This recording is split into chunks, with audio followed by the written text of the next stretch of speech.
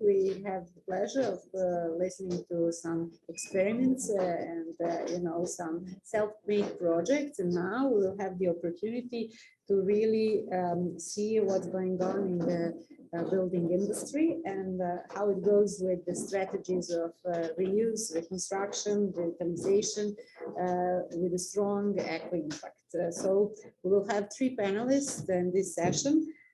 So I will introduce all three, and then I will ask panelists to go and to have their presentation. And after the whole session of presentation, we will have questions for all three. I think it's much better because then we have a picture of what we're going to get. Okay, so first of all, today with us, For Mind Architecture. Hello, welcome. Ida Mikitishin, who studied architecture at the Belgrade Faculty of Architecture, University of Belgrade. Since the beginning of his career, he has maintained balance between his professional design activity and project management at the construction site. An active member of architectural organizations, which he represented Novi Sad, IAS, Vice President of Architectural Serbian Association, DAB, from 2006 to 2010, a member of the Court of Honor in Architectural Society of Belgrade since 2016, dance, international jury member of Novi Sad Architectural Salon 2022, and gradually he perfected his work in residential, commercial, and especially cultural architectural scope. And Igor Mikitishin, also from Belgrade, grew up in Novi Sad, Serbia, studied architecture at the Belgrade Faculty of Architecture, University of Belgrade, and went on to complete his academic studies at the KU11 Facultat Arhitectuur, St. Lucas, Gent, Belgium. Hopefully I pronounced it okay. There he gained degree theoretical and practical knowledge in sustainable architecture. Professionally involved as an architect in Belgrade offices Archipro and ZAP LTD, where he mastered his work in architectural and interior design as well as visual arts. Then second, Zabritski, hello, welcome. Zabritski is an architectural company practicing comprehensive integrated design. Their goal is to use architecture as a means of creating communities and unique experiences that become a permanent value to users, to society, and the culture they are created in. Responsibility, innovation, and partnership approach are values around which the team of 30 architects is gathered in Zabritski. Architects specialized in architecture, design, engineering, urban development, and consulting. They believe that these values help them achieve some very successful collaborations and receive recognition for recent projects from the local and international expert community. The clear and analytic process remains the main tool for opening new space for creative explorations and free expression of every Zabritski architect. Milka Gnjato, who will be representing Zabritski, is one of the founding partners. Milka has been leading the development of Zabritski practice toward one of the most recognizable in Serbia. In her capacity as a creative director, she is responsible for the improvement of design methodology and its results through experiments in design processes, extensive exchange of opinions, and interdisciplinary cooperation. She oversees the quality of conceptualization phase, where the main focus is on creating new impulses in the surrounding where they are functional, social, and aesthetical. She strongly believes that every answer for design is to be found in context, physical, theoretical, social, cultural, and historical, as well as that the true identity of architecture lies in the capacity to communicate and span basic human values throughout time. The uniqueness of the results of contextual interpretation is recognizable in many projects she was involved in, such as Kindergarten, Tesla Science for Life, Office Building Miadorcho, Residential Complex Marine Hill, Office Building, Revolucija Business Center, and etc. And then the third panelist for today, etc. So welcome. etc. was founded in 2008 in Serbia with headquarters in Belgrade. Our goal is to build a healthier and more sustainable future for all. And in 2012, we dedicated the timber design, specializing in mass timber engineering. Our team of design experts has recognized the potential of timber as a material of the future, and now, 11 years later, we are recognized as experts in the field. Timber is increasingly considered a significant material for building healthy and sustainable future buildings, and we are proud to be a part of this important movement. Today with us, Dusan Milutinovic, a master in science and civil engineering, also from the University of Belgrade, Faculty of Civil Engineering. So all participants, welcome, and please.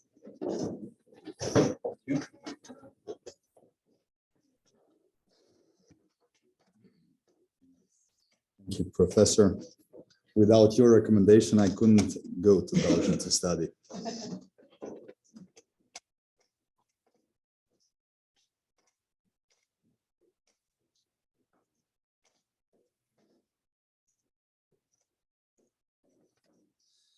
Okay, good afternoon to all. My name is Igor Nikitishin, and I'm an architect from the Mind Architectural Studio. First of all, I would like to express my gratitude to the organization and to the organization board and to my former professors for kindly inviting us to this panel and to present our project for the new building for the electrical faculty and the technical faculty campuses here in Belgrade. So the site is here, this building basically, and the backyard behind us. Beside two of us here, two architects here, architectural design team is considered from two more architects, Lazar Kuzmanov and Nemanja Dacic. So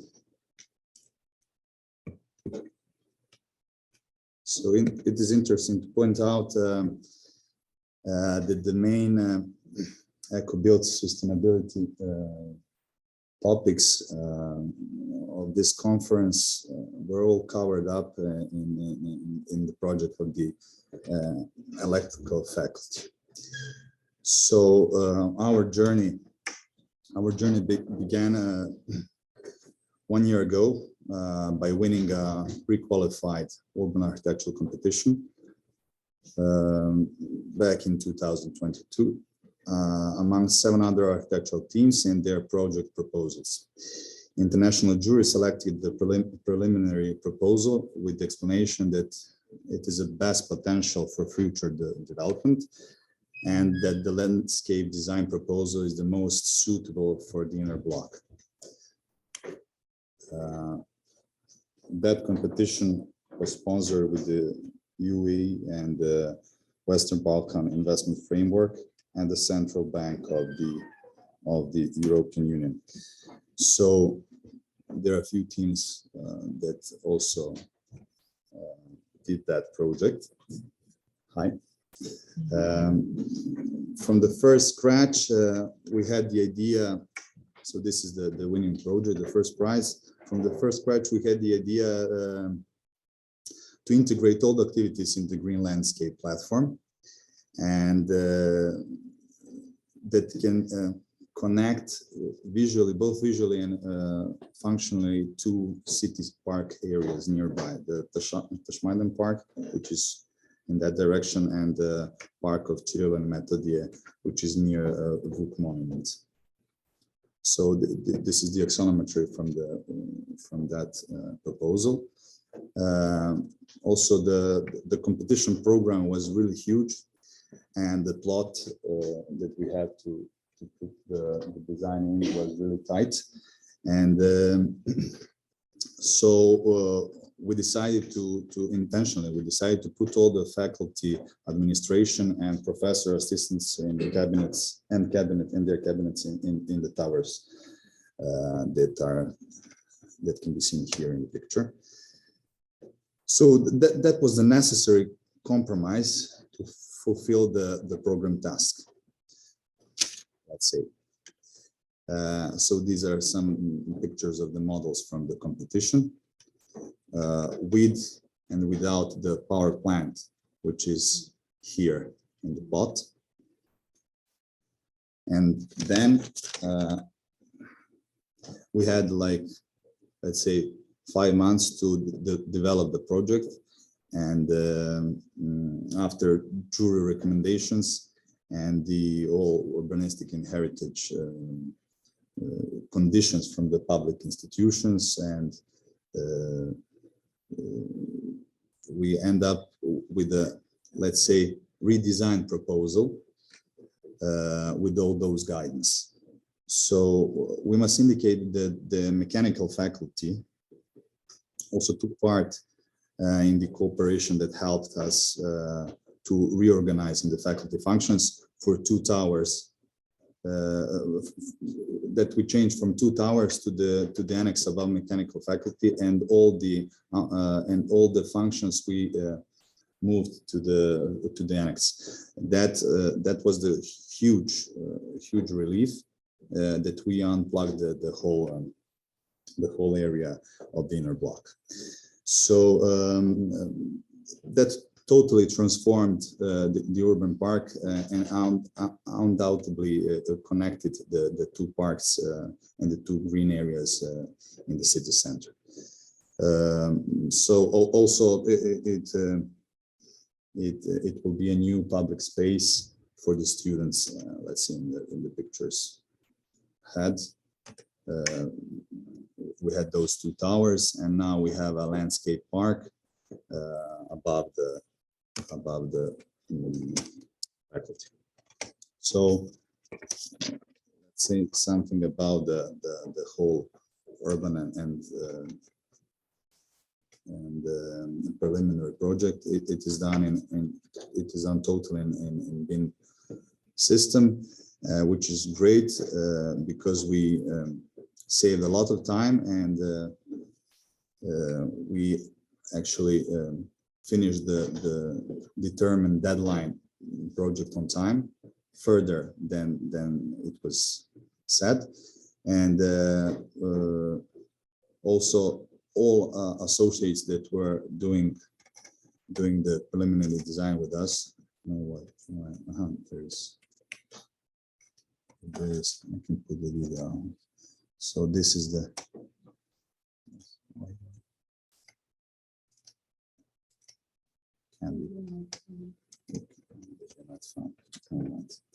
never mind. It's a 3D section for this building, and we designed we actually drew the whole building of this faculty, because we needed that, and we didn't have the drawings. So we had to go to the archives and to take the analog drawings and to redraw the whole thing in the BIM. So let's say something about the phases. So there are 4 phases in the project, and the first phase is here in the inner place of the block, and it's the new building of the electrical faculty. The second phase is the annex of this here building, is the university library. That's the annex which is above the depot of the library, and it's also the library. You will see later in the explanation of the function. And then here is the annex of the mechanical faculty, which consists mainly of cabinets for professors and assistants and researchers. The third phase, which is one of the most important phases, is relocating and abolishing of the old power plant transformation station to the upper right corner of the building, and it will be implemented and integrated in the new building. And the fourth one, which is also really important in the urban, let's say, logic, is that the archive, this building here, the yellow one, is the archive of the Serbian state. They wanted to expand to have let's say a little pavilion in the backyard, so they actually started the whole project from the beginning. Because of that, intention. So now my colleague Ilya will continue with the urban disposition. Thank you. Good afternoon, everyone. First, I will introduce that my name is Ilya Mikitish, and I am a CEO and creative director of Forman Architecture in Belgrade. And I will introduce you our proposal and the remodeling of the competition results, what we have in last 9 months. First of all, we speak about urban disposition of the new building and relation to the environment. And the site is located on the historic urban transversal between Tashmaidan Park and park near the Wood Monument. And after that, we try to make a new solution. We have a desire to establish a visual connection and moreover, as much as possible, pedestrian communication between these two significant park areas. Also, we speak about, you will see on this next image, pedestrian access direction to the block. There is a several access point to the technical faculty campus block, and now the new solution for new building, the main pedestrian entrance to the block and entrance to the new object is from the direction of the Roosevelt Street, yes, and while maintaining and improving all other existing pedestrian access. So we speak about and we consider about analysis of the history of the place, and the location was an important public space as a place for the sport activities earlier, known as a racing field. And what we also desire to have and to activate a new public space of the block by creating space that the students are missing, places for gathering, socialization, interaction. Also, we would like to design, we try to design a character of the space as a magnetic field in which the function, communication, and ideas of the students of the technical faculties will be integrated and shared in the same time. So we can say that the inner block space becomes public landscape surface. What it means, the block becomes a gathering place for the students, which is a primary intent for them, but also for another citizens. And the memory, what we mentioned before, the memory of the place is transformed into a new attractive public space. You can see here that we consider about the common space of all technical faculties, which is try to form a space that functionally connects and units all faculties. It is the main topic. Also access the common flow from all pedestrian access direction of the block. And finally, in inner yard, in inner function, the flow that clearly determines the simplicity in the functional zoning of the new building, which is that is the ground floor of the new building. And also we would like to make object that is not an object. It is our main topic of this project was, and we try to make this. And what is the volume of the new building should be viewed exclusively as a minimal scenography of the interior of the block, and also to achieve a visual and the greatest extent communication connection to the block as possible direction, in all possible directions.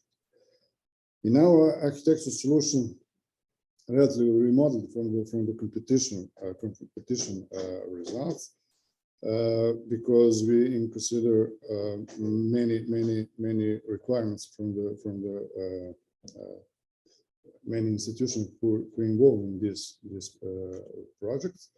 But it was very important to consider about common space of all technical faculties. And it was the main space, ground floor of the new building. And their position for cafe canteen, entrance hall, professors club, amphitheaters and classrooms. Also library, reading room, student startup center, student organization, and finally computer center. In this section, we will also speak about the common space and all technical faculty, and this ground floor of the new building is the main connection, but we will try to connect the both sides, the connecting the ground floor of the existing building in the technical faculties and the first floor of the new building. And you can see it is the place here. And after that, to make connection with the second floor of the existing building of the Faculty of Mechanical Engineering and the first floor and the new building. You can see it there. And our proposal have a space integration factor because we place almost in in-yard and in-yard space of the block. This is the green atrium spread over the several floors, first of all, and it become inner yard of the faculty, and then visual also, and a visual and communication link of the entire space. In this schedule schematic section, we will try to show functional zoning of the content in the vertical sphere, where is divided and also integrated with the main ground floor of the new building. In the basement, we have just only one basement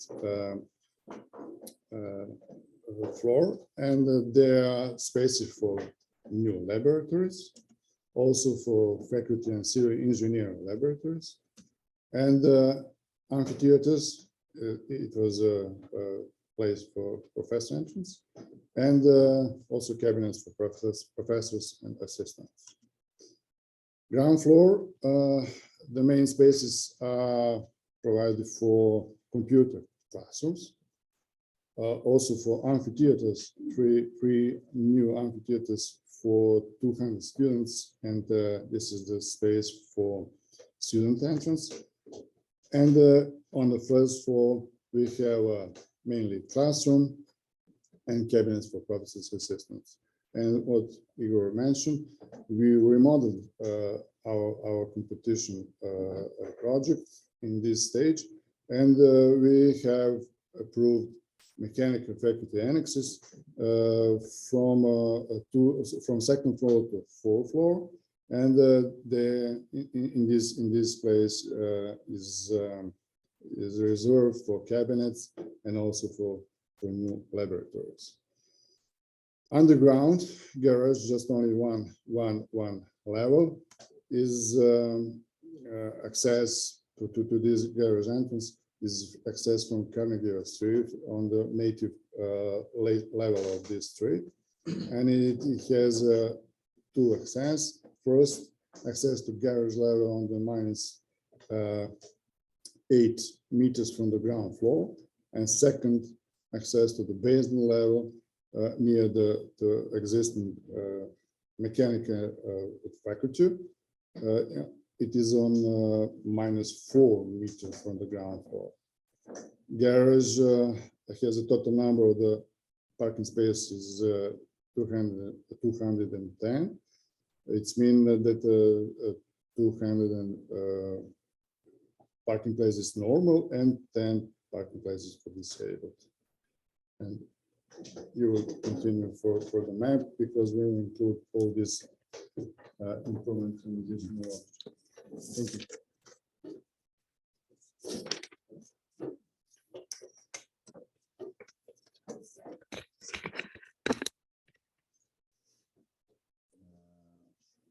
Okay, because this topic of the MEP is really important for the sustainability of the whole project, we incorporated basically all the modern technological assets here in this design. So everything that considered the installation, such as geothermal heat pumps under the the building. Then the low emission air conditioning chambers. I will show you later in the video where they put, but they are not on the landscape level because we didn't want them to be seen. So also they are in the technical rooms below the landscape platform. The whole green roof is also covered with the irrigation system that is charged with the recuperated water from the rain collectors tanks that are also placed below. There are 3 tanks. One half of the electricity, that is really a huge improvement for this whole block area, is that one half of the electricity is powered by the photovoltaic solar panels that will be put on the roof of the annex of the mechanical faculty of the new building, and on the whole building of this building here. And that's the whole new level of this project. That's after this, hopefully after this all, it will go to the reconstruction of all 5 faculties in this block, and they will reconsider to put the whole photovoltaic panels on this roof to power the whole system. And also the landscape design was really important in our proposal. So there are, let's say, 18 trees put in the landscape platform in the 2.2 meter and 2 meter deep like baskets, concrete baskets, and these trees reduce direct sun heat of the building and they also reduces noise pollution and reduction of that effect. And also there is a wind protection, let's say, and they manage as a banner for the wind when we know that in Belgrade there is a really heavy winds in the autumn. So landscape also gives an ecological positive effect, which has its own microclimate, and it gives the students the much needed space for hanging out in the natural environment. So here are some let's say systems that will be implemented in the building. There's also an important thing that I didn't mention, that the sprinkler system will be based on the let's say water dust, and it will be, I think, if it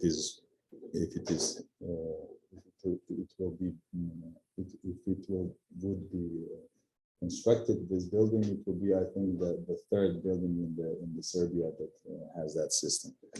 So these are some details of the landscape, the grass, the sedums,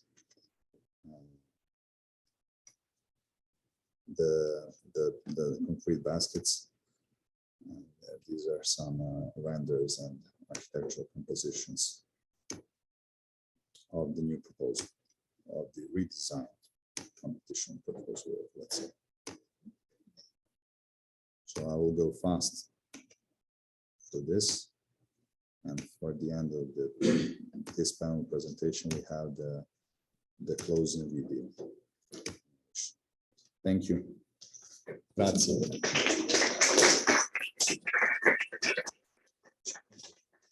If we have time for 2 minutes, I will put the video if we have time. Okay, thanks.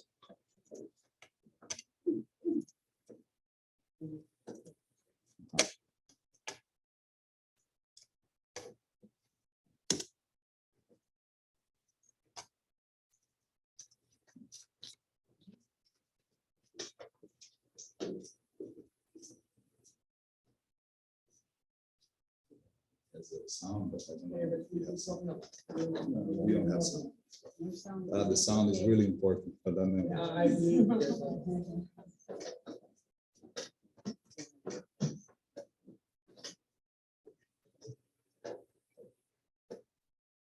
So this is the passerella. So it's a, let's say, a closed connection from the old building, which is this one, to the new building. This is the main hall downstairs from the entrance to the suite.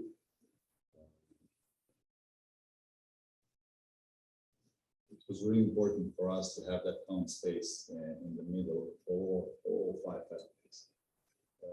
There is extension of the Roosevelt Suite in front of the building. Here, there's a ramp on the right side for the accessibility of everybody. So we have that inclusion of the design for, let's say, universal design.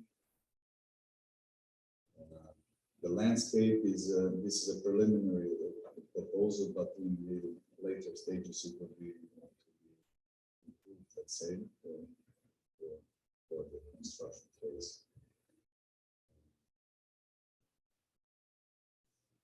So from these 2 buildings, the mechanical faculty and technical faculties, you can step out directly to the roof, and you can go. It's winter time, let's say. You can go to This platform is this level what we are now. Hopefully we think that the existing building of the power plant transformation station, which is here, and it is unnecessary, I think, in this block. They will relocate the whole thing into the, let's say, half underground, half covered, half covered in the right part. It's there, you can see there, but below the upper part is the conference hall. So that's it.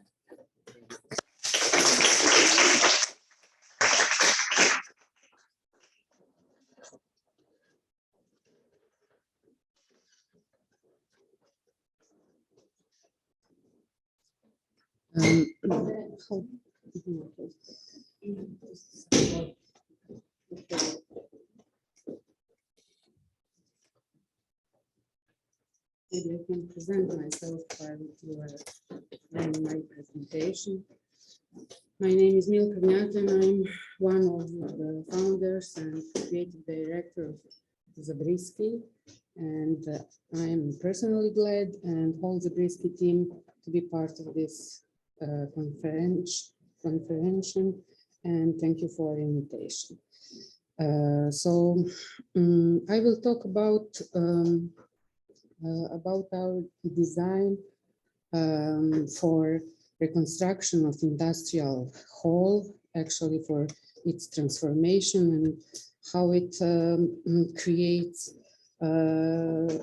not just new values, but how we implemented our intention to create continuity of values in that process of reconstruction. But first of all, to put that story in context, I want to tell you a few sentences about our firm. A lot of people ask us why Zabriskie, actually, as students, we were influenced a lot by the movies directed by Italian director Michelangelo Antonioni, because it's his way of using architecture and nature to underline and emphasize human emotions and human relations. So our name serves as constant reminder that architectural values are first of all and above all human values. We are a team of 30 architects, and we are practicing integrated approach. We cooperate closely with all different kinds and types of experts and engineering professionals in order to improve our designs and our design documentation. And from the very beginning of our firm, 7 years ago, we realized actually that there is a huge gap between those three participants in this process, so to say. There is huge gap in understanding between users, community, architects, and clients, investors. All of them have their own stories about architecture, and we see our main mission in this process to create bridges and to create in that process spaces that matters for all of these parts of this process. We are proud and thankful that our work has received recognitions, and I will single out the third one.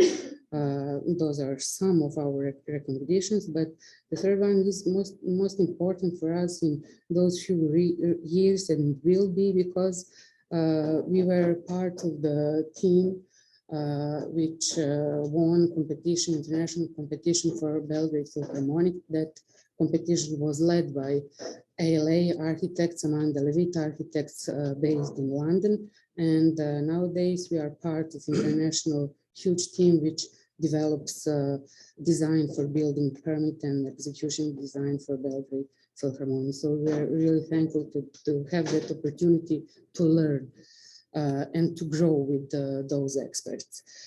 During the years, we choose our focuses. User experience is more and more actual theme in architecture, ecology, of course, and transformation, not just in terms of reconstruction, but in terms we really see that architecture is always about transformation, whether it is new building in old part of the city or it is completely new urban area, it is always about transformation. And I will present our design, our concept and process of building, of construction, actually of reconstruction of this first industrial hall, which is a part of huge industrial complex. That complex is placed in Novi Sad, and the company, the name of the company is Novkabel, and this is actually a true pioneering venture because this is the first reconstruction and transformation of industrial hall of this size into a contemporary modern office building. So the client is Novkabel. That firm actually has a long history. It is founded in 1922. During 60s and 70s, this company growth a lot, and this complex, this industrial complex of almost 100,000 square meters has a lot of significance for citizens of Novi Sad. The memory of great success of this industrial giant is still alive. Thousands of people made a living working in this complex, and you will see how much it was important for us to preserve that feeling, to preserve that memory for the citizens of Novi Sad. The user will be Schneider Electrics, and I think that almost everyone for sure heard for this firm. They're leaders in automatization of using of energy. They have high standards in ecological aspects and sustainability in terms of using electrical energy, and they have what was very important for us. They have high standards in in quality of working space. And I think that was the most beautiful design brief that we ever had in our hands. And it was really satisfactory to work by that design brief. So it is industrial hall. Original square meters are around 2,000 square meters, and we had a task to increase it to 17,000 square meters. Design process is over and construction process is still in progress, and our role was from schematic design to all the way through design supervision, which still is ongoing. And actually, this story will be a story about preserving, as I said, memory of the place and about recreating continuity of values. Just as a little story about symbolic significance of this complex, in 80s, they even produced personal computers. And symbolic is there because today Novi Sad is a center of IT industry, I could say, with a lot of young IT experts. And somehow, because the future user will be Schneider Electric, all that fits into right places in this process of reconstructing of this building. When we were visiting this site, when we were there for the first time, we were really impressed by the hugeness of the complex, and secondly, by the amount of the greenery there. And during the visit, we actually stumbled upon this relatively small monument, which says factory for the workers. And then we realized that actually that is the main thought, that is the backbone to our process of creating concept, because not because of it some kind of idealistic socialist or communist ideology, but because of the fact that it is really humane working environment with amazing amount of greenery, with huge parks, green alleys, with even sports grounds which are neglected right now, but all of them served those workers in previous period. And that is, I think that is the fact that is rarely, we have rarely opportunities to see that quality of common spaces around industries. And we actually really wanted to bring back that quality for the future users. And how it looks now, and what would be the way to heal that break in the continuity of values.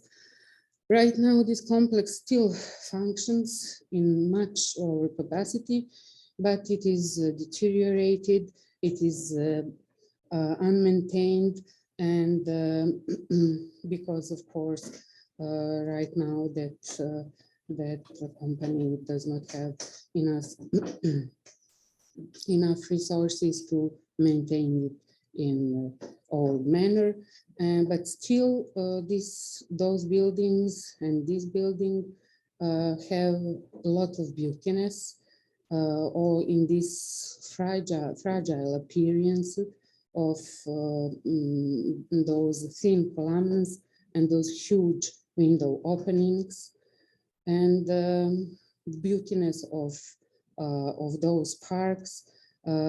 We actually wanted all that to preserve. So the main thought that was our leading thought during this process is, I'm sure that you are all familiar with Karl Elefante and the saying, the greenest building is the one that is already built. And the benefits of reconstruction, you will for sure learn a lot about that. There is a huge deficit in vacant building plots in cities, not just in Belgrade, in Serbia, but globally. When you reconstruct and transform, the impact on the environment is minimal because you don't have to produce new concrete to pull out gravel from the rivers to intervene with infrastructure. And the most important maybe thing with transformations and reconstructions is that by that process you preserve the identity of the place.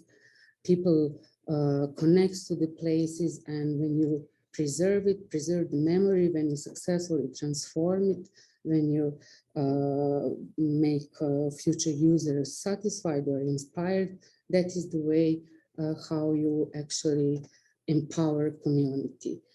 So of course that more and more architects are not only designers of beautiful buildings, but they are designers of ecosystems, not just in terms of ecology, but in terms of complex intertwined systems.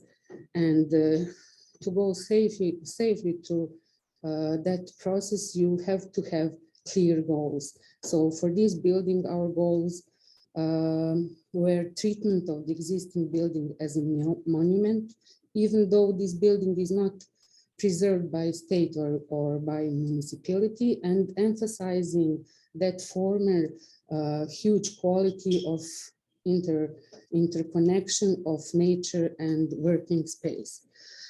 So I think that this section actually most successfully explains our concept.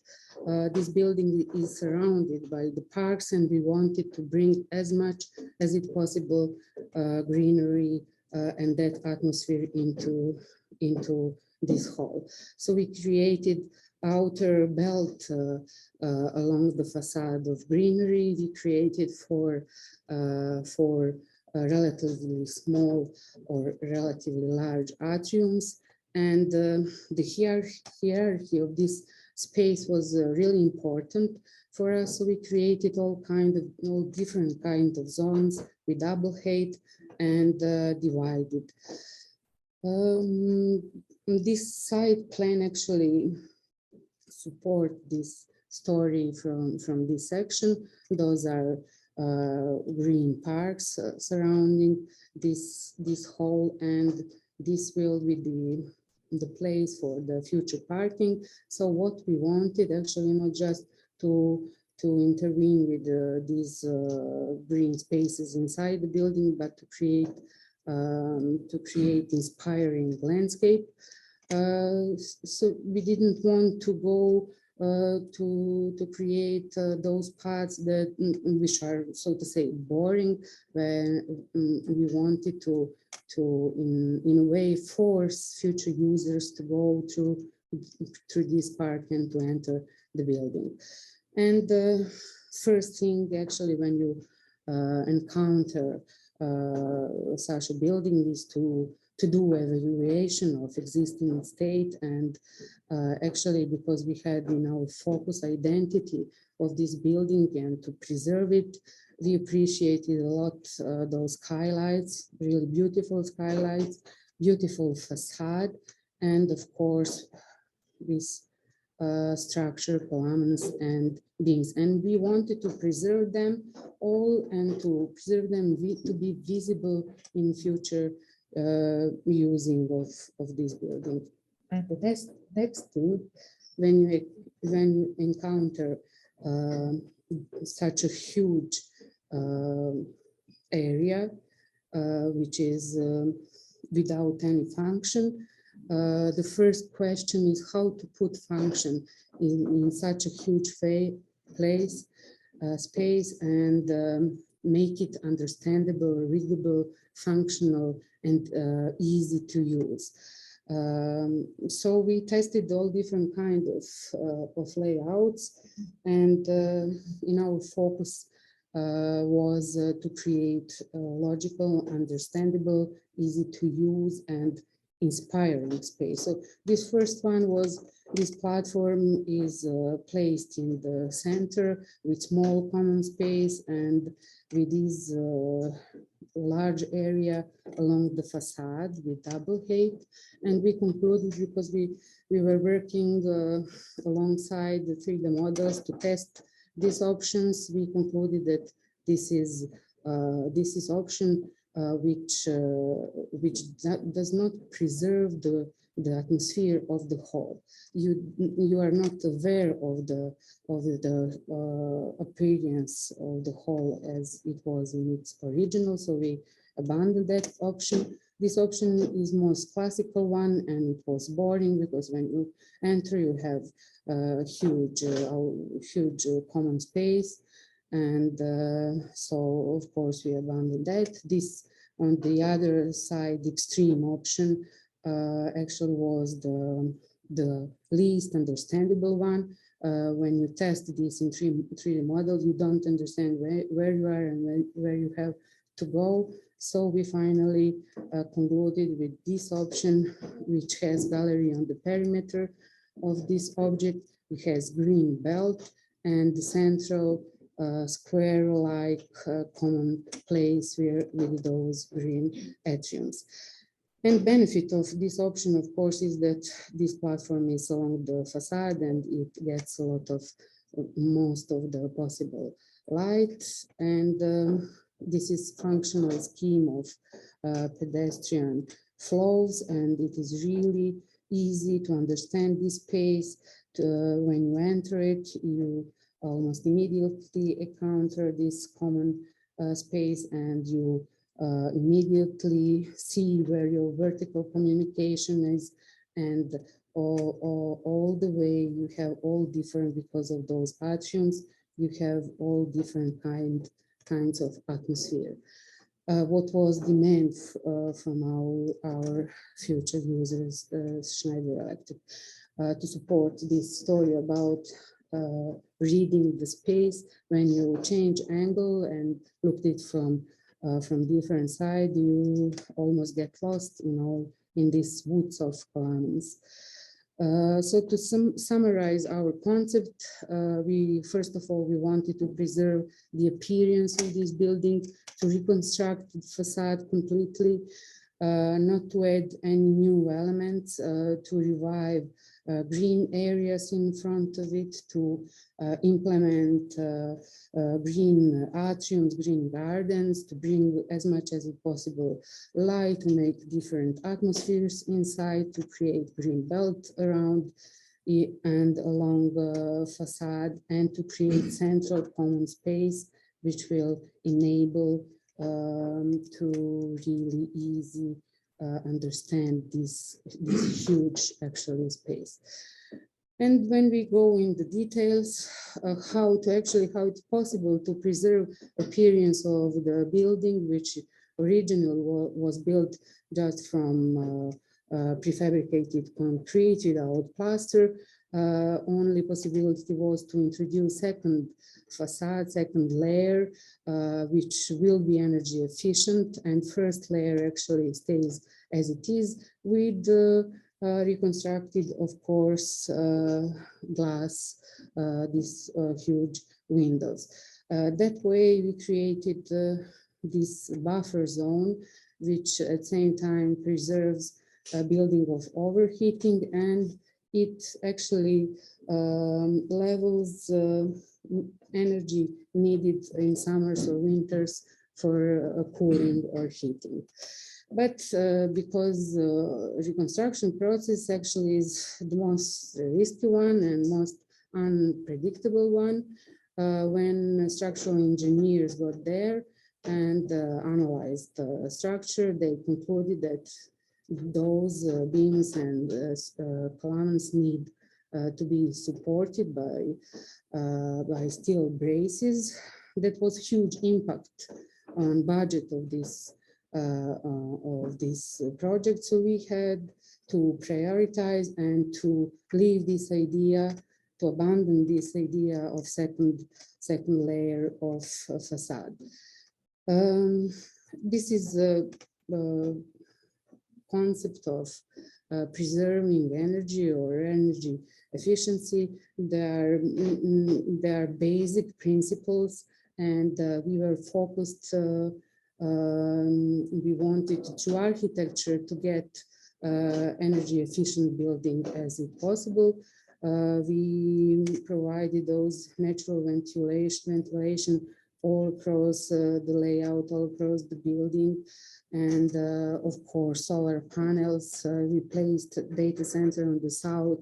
We recessed all facade from the front line in order to create some kind of canopies, inner canopies, which preserve space of overheating.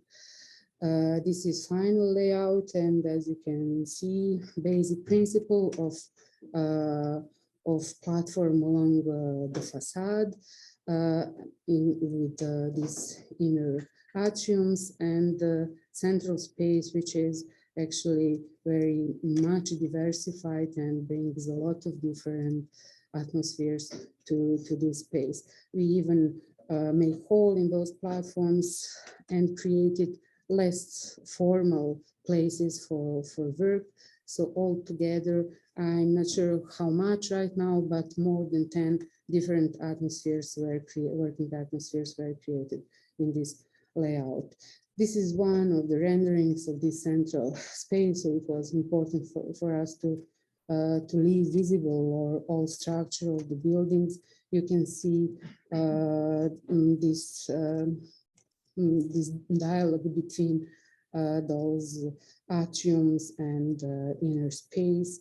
There are a lot of gaps in between, niches where you can spend your free time or have lunch or just spend free time with your colleagues. And this is rendering of our idea for the landscape design and those paths through that part toward the main entrance. And of course, appearance of the building, we really wanted to preserve that fragility of the appearance of that building. And now I will go through some kind of comparative study between existing state, what was our idea and how it went in realization. So the previous one is existing state, of course, it was our idea. This is where the data center is, it is recessed, it creates extra energy, so we put a lot of greenery around it, recessed it to have that inner canopy, so to say. And because of that, the decision that we have made to reduce the budget and to abandon the idea of second layer, we had to put thermal insulation on these columns and to put energy efficient glass openings. So the original idea was a little bit changed, but still that is the same structure, that is the pretty much similar character. I think it will be interesting for us how budget influence original idea and how you make prioritizations. I'm sure that you already know that if you have the amount of profiles on glass facade really has big impact on its energy efficient. As less as you can have it, it is the better. So that was the reason why we enlarged those divisions in those windows openings. And this is the process of creating those green atriums, original state in process, and a few weeks ago it still needs plants to be planted, but we demolished the slab, floating slab on the ground floor in order to make it possible to plant even trees in this atrium. And this is original photo of existing state and how it looks, how the central space looks now. And you can see how much enforcement, how much of this added structure, steel bracing was needed to support and to preserve this existing construction. Same here, those beautiful, really beautiful lanterns. And I think in a way, this symbiosis of existing concrete and this new steel actually is even maybe more beautiful. This was original, of course, our idea and how it looks now, because we had to reduce, to solve this energy efficiency by one layer of the facade. We had to leave this connection and to decrease the space designed for the planters for this inner garden. And this is the visualization of those platforms and those gaps in them, those holes, and those spaces for less formal way of working. And this is picture a few weeks or maybe months ago. It is in progress. And some more of the atmosphere from the inside. The user experience was really one of the main focuses beside that continuity of values, preserving memory of the space, that that was our main focus, to create spaces that are really inspiring, that are understandable, and that have that notion of previous values in itself. So we really hope, this is the view from the entrance, we really hope that the future user will be satisfied and that this process, this transformation and reconstruction will be some sort of inspiration for future reconstructions in Serbia. So thank you all.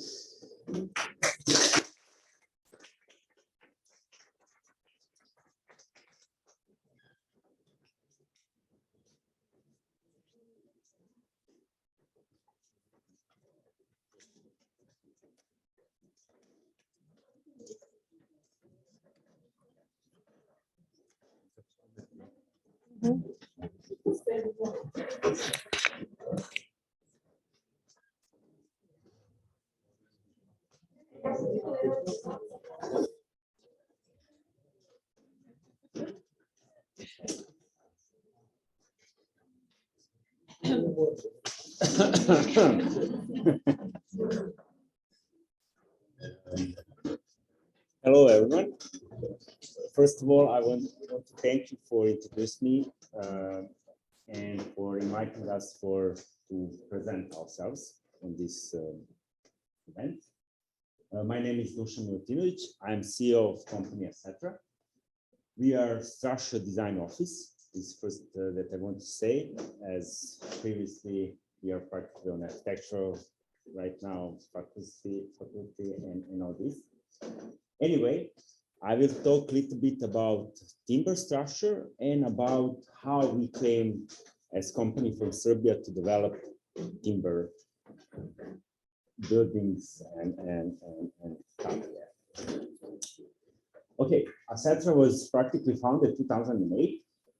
And from sometime 2011, my idea was to build and to design the structure, the environment structure, green environment structure, and all this. This is like my focus. I was alone in that idea. I think also alone in Serbia. So I have a vision, and from that vision, I tried, and with a lot of works, I create value. The value of which in today time is very, very, let's say, important. We as a company, definitely our goal is to build a much more and better world for the future. And yeah, and I can say that from 2011, we start and working on timber design.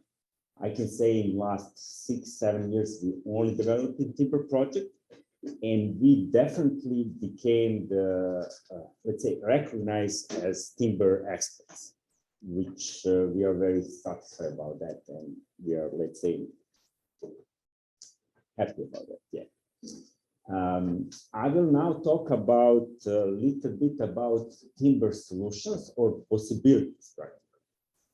Because I think that in Serbia, let's say that timber is like look like on second or third place, like for using for structure. Here is some example of the project that we done, like one school here on left side, which is practically the bridge, and where we have stairs on that bridge. For example, other thing is this sports hall and interesting connection, let's say demanding connection in structure. On the right side is the same hall, just see the span is on this project was 35 meters. On this project on Iceland, we have the practical building with cantilever of 10 meters and full project and full building is timber structure. So let's say that for us, timber is something that we do not see any boundaries in developing timber project. About the project that I will present today is Kautokeino School in Norway. The project that we developed. This practical design was done by Ole Rogan Architect Company from Norway, and they win a competition for this school. After that, the contracting company PEP, they win the project to build, and then we enter in this project to develop. We are this project was practically build and design project, where we follow the architectural design. The structural design we didn't have any kind of structural development, and we started from beginning and from scratch. I can say that from architectural point of view on this school is that this school was designed in, let's say, in this Sami culture. This is practically the people who live in Norway, let's say, or how to say, the people who are like always was in Norway region. And they have the main thing about this culture is that they gather around the circle, and in the circle they have like fire. So this building is have the circle shape. They have in main lobby, they have like practically the architecture idea was to have this fireplace. And we have all around timber. So this was like for fire requirements, we have quite demand in this, let's say, room. The full project practically has 6,000 square meters, two-story buildings. Foundation was done by concrete. We have also swimming pool who was also done by concrete. All other structure was done by timber. We use, let's say, the main for the main structure we use CLT. This is cross-laminated timber for walls and glulam beam for beams and columns. The main structure for horizontal stability was these walls that you can see. They was quite demanding. I can show like here. This is practically from area view, and if you can see the school have this center circle, and practically this wall was quite demanding. The roof was also in slope, so all this provide us some kind of, let's say, requirements during assembly sequence during this final phase of design. The maximum span of this project was something around 60 meters. And we have also the slabs, timber slabs was the maximum span of 7 meters. So I can say that this project can be compared with any kind of concrete or steel project where we have quite let's say normal span that is required. Also, one where we can see on this picture, one of benefit of timber design is that this is practically prefabricated structure. In almost always this is the case, and this assembly and this picture was taken on -17, and the construction site was working without any issue about that. So this is some of the picture. This is practically the picture from 2 months ago. And as you can see, there is a lot of exposed timber. The fire requirements for this project was 60 minutes. So mostly the walls are, let's say, exposed on one side, on other was covered. And also what I want to show in this picture, that on the left picture down, you can see also the sink. So you can have, and this is something that normal, let's say that we have in our project, that in bathrooms or this kind of facility, we have exposed timber. Yeah, and nice stair on the left side, yeah. Yes, so we saw this picture.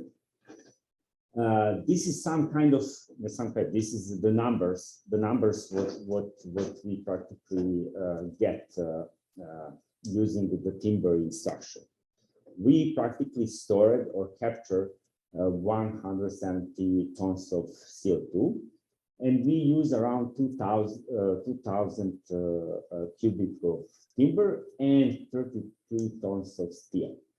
This number of CO2 is practically what we capture up to only for structure and up to, let's say, up to the phase of exploitation of the building. Mostly on this project, we didn't have like there wasn't a requirement that whole design to have this number to calculate CO2. But what I want to say is that mostly when we have timber structure, mostly the CO2 or captured CO2 is always like in minus. So let's say we capture storage CO2 for whole with all elements that we have in one building. Let's say the main after that what is the thing is that after when the building starts in exploitation, then we have issue to be on 0 or something like that. So I just want to explain this number as that yeah, okay, that. Okay, this is material consumption. Benefit of mass timber design. Definitely, we can say that when you practically enter in some timber structure, you feel much more, let's say, you have much better and bring us inner peace and reduce the stress. This is something that definitely you can feel when you go and enter some timber building, which is I'm very satisfied that we are developing, that we are able to develop this kind of project. Of course, the main advantage of timber design is that this building is green and that are the things that will with these projects will be able to, let's say, save the planet in that case, let's say, and to be like very like I think that with this point we can change with this mass timber project and timber projects we can change the way of construction and construction industry. The main, of course, the mass timber main advantage is quick and efficient assembly and building. Of course, the price is much higher than concrete or steel, but this is only the matter of time when when that will be changed. So definitely, yeah. So that is, and of course, reduction of course, the wood is renewable building material, available in almost every part of our planet. Yeah. So I think that is, and yeah, we are for change. This is something that I want to say. Yeah, the road needs to change definitely, and the most time and the time for action is slow running out. That is the thing that we think in our company. And this is why we go in that direction. And in some point of development of our company, we practically say we want to develop only this kind of project. So we do not, in our company, even that someone came and asked for concrete or steel structure, we say, no, we are developing only timber structure. In this timber structure is also like hybrid structure. So we have, for example, project on Iceland, where clients said they want timber structure, but in the end, this is more steel structure than timber. So of course, you can find someone that they want to trick us, but this is idea for us, like to go in that. And I think that we we start that in right time, and I think also that it's very easy for us in Serbia to be good, to make good position on global market in timber, and not only like structure, also in architecture, any other area of this of design. And yeah, and this is why definitely this is why I said to choose wood, because we want to create better. Yeah, and that is, I was very short.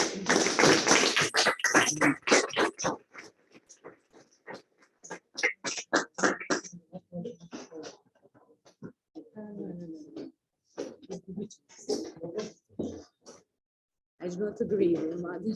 I think that we need like a small discussion. I think that all those three presentations were very nice, and we had an opportunity to listen to how actually the development of the project and the realization of the project itself is very interesting process. And I think that all three panelists were having like a real individual issue of transforming the project itself from the very initial idea to the realization itself, which I think it's really something that makes this practice of architecture more dynamic and more complex in its nature, because it's not only a project itself, it's not only about imagination, but you have to be able to look at your project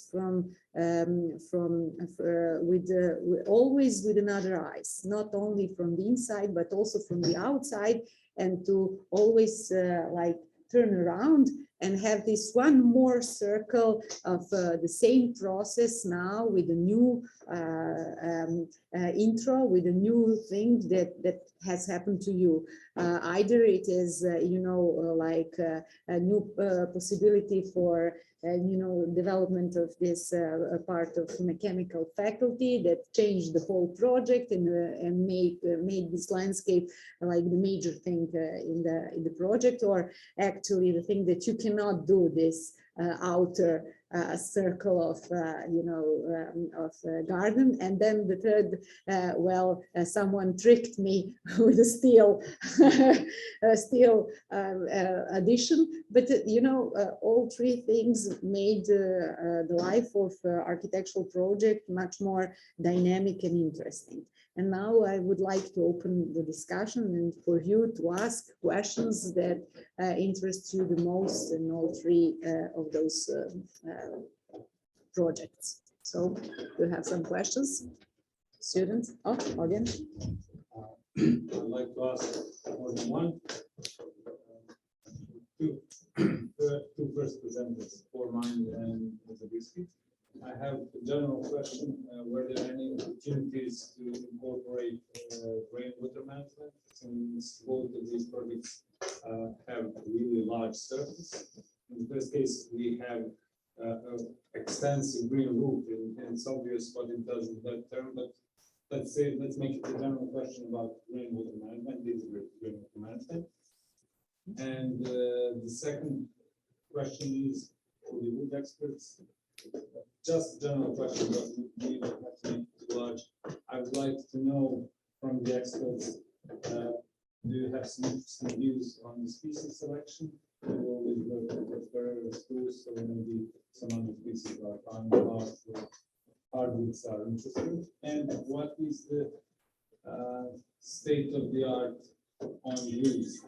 Where do we stand in that, in the sustainability, health, and other sectors? So the first question. The first question. Yes, we thought about that, the rainwater complexity, and how we can recuperate that, and turn it back into the usage.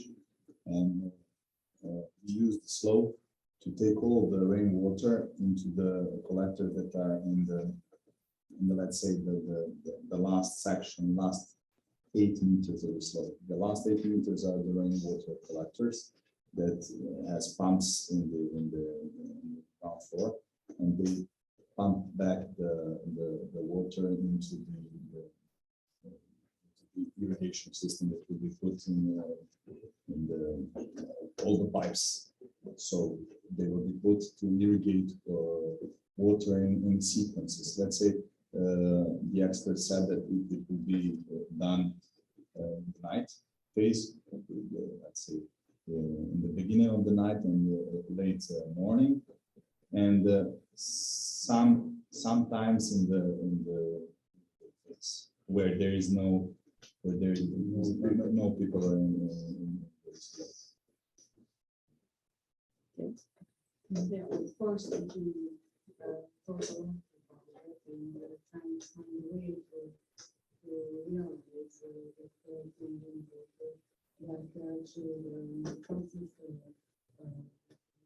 construction around because of the construction especially new structures. So we have to find the idea and that maybe with this and for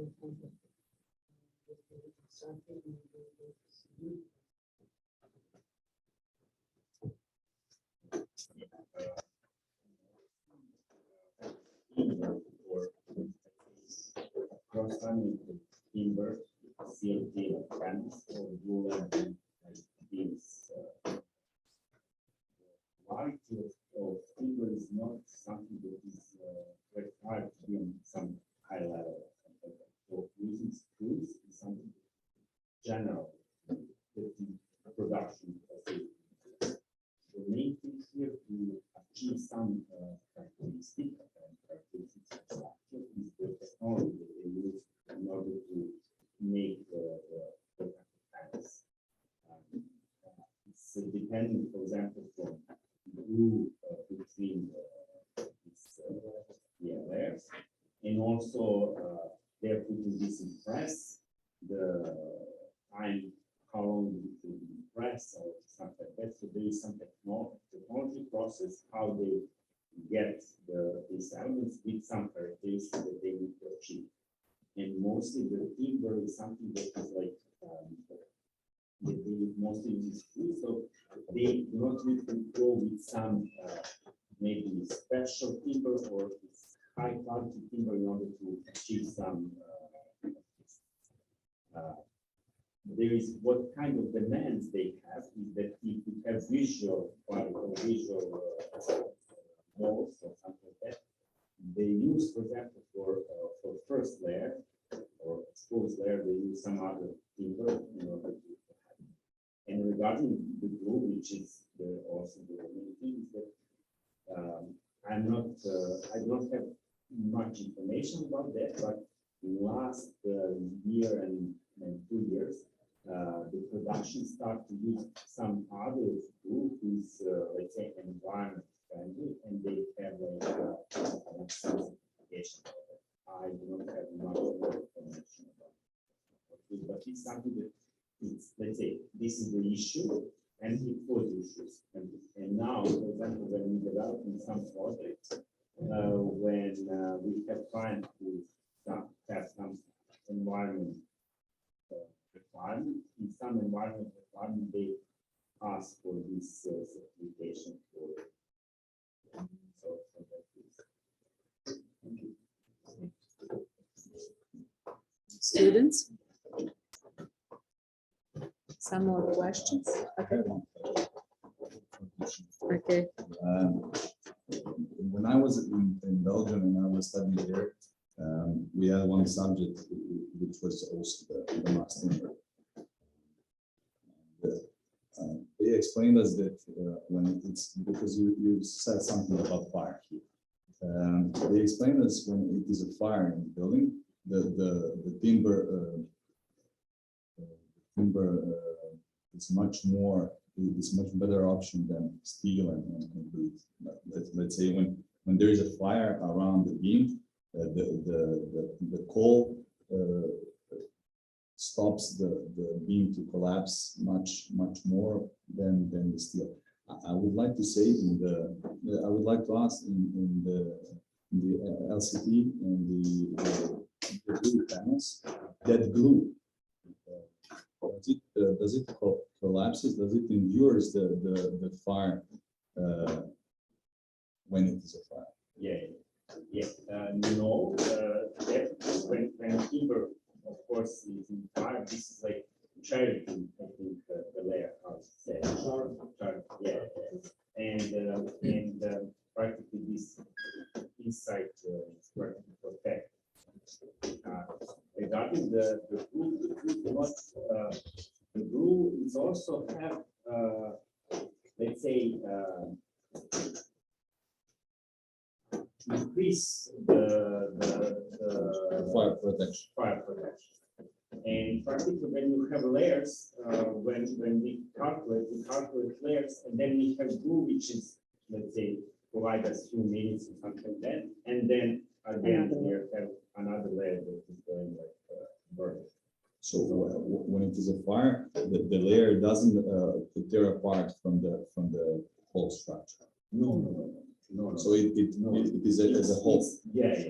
It's like whole like section. Yeah. It works like homogeneously. Yeah, exactly. We have some other issue there because the layers, if you talk about panels, we have layers in one direction and other is in another direction. So if it's this wall, for example, and the layers is vertical, this is practically our load bearing element. So if it's inside the level horizontal, when they burn out, the inside the layers are not load bearing for us. So this is also something that we are dealing when we, depending on what kind of fire requirement we have, we are dealing like making decision what layers, how many layers we will have, and what layers will be go in what direction, in order to preserve as much as can longer fire protection.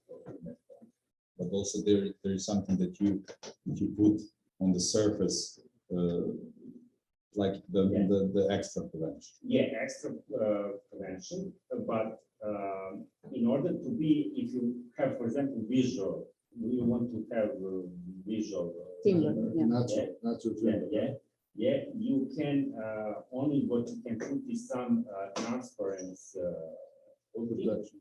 Yeah, protection, and this transparent coating, the maximum that in the market is 20 minutes that they can. 20 minutes. Yeah. Nice. Very natural. Yeah, but mostly, is depending on prior strategy of the project. We have the, for example, stairs floor can be a requirement for fire strategy of fire engineer that we need to put, for example, gypsum board. We cannot go with exposed in some cases. Thank you. No? I have questions. What about if I want to build a house, a timber house now in Belgrade, in the center of the city, on some roof? I don't know which one, but anyways, would it be possible in our industrial capacity to do it now? Yeah, first, I'm the guy who's always looking forward. Oh, yeah. And I can, if you ask me, I will say yes, of course. I will be Let's do it. there. But But in the next 20 years. Yeah, I think there is no, that you can say, this company can build this, but I will organize that. For everybody. Yes, of course. Yeah. Okay. I think, but I believe in the future, Mhm. there will be forming the companies who can build, like they were saying, we can build. We have everything here. Yeah, okay. For me, for example, if I want to do something or make some few stories, that will be. Okay. And I think timber is good choice Yeah. because it's lighter, and so possible that you will not need to do anything with the foundation and all this. So I think that this is. Maybe Nice. it's just a little bit more to ask you. If you accept to organize this job and where you come from, where you use some of these woods from Serbia or some other country? Okay, this is now we are entering financial part. I'm very interested about it. Just from that. Yeah. Not to go in your management. No. What is the thing is that in Serbia, is practically there is one company who is Yes. making the CLT panels. There is also a lot of Gulen producers, so there is on the market. But from our experience, that what we look on projects, maybe you can find better So price on. in Bulgaria.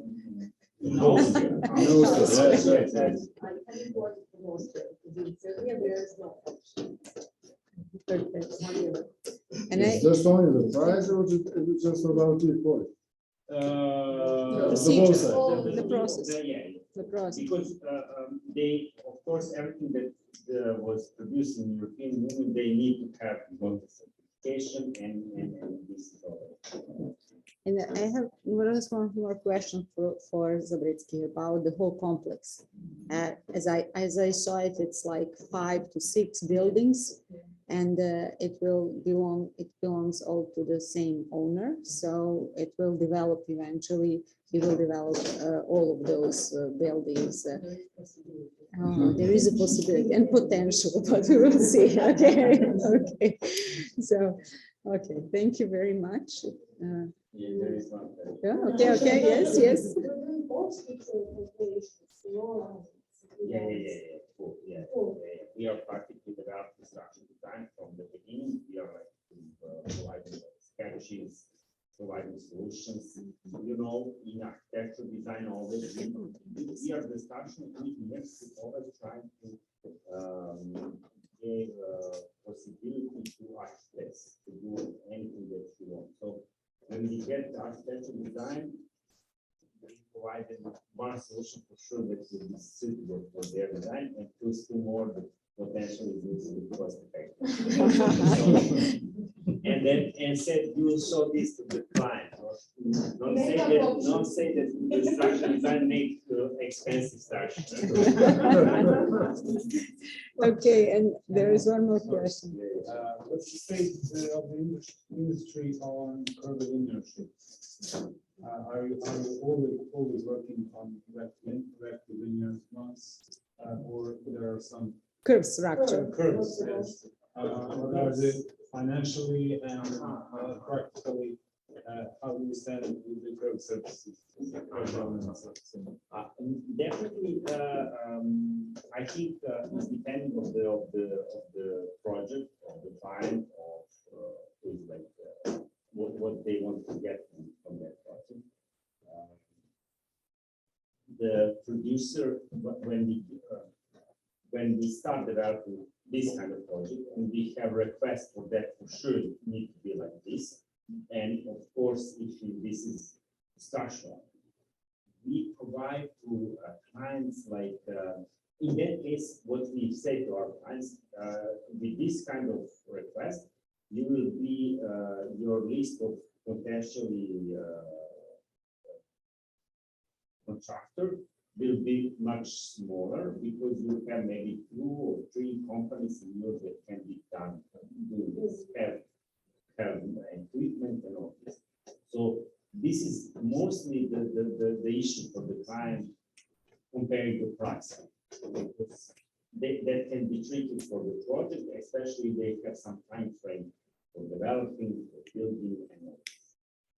Especially in this moment, it's quite, when you talk, for example, for this project, all production was done in months and a half. And this production was booked like 8 months in advance.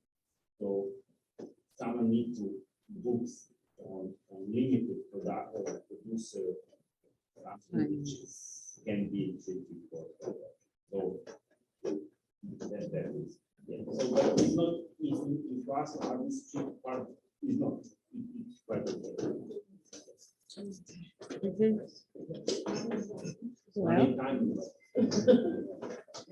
so we have one more panel, and I think that we're all very eager to listen to it now, because we already have started with this user-friendly and user-centered project. Okay. Okay, you can do it. And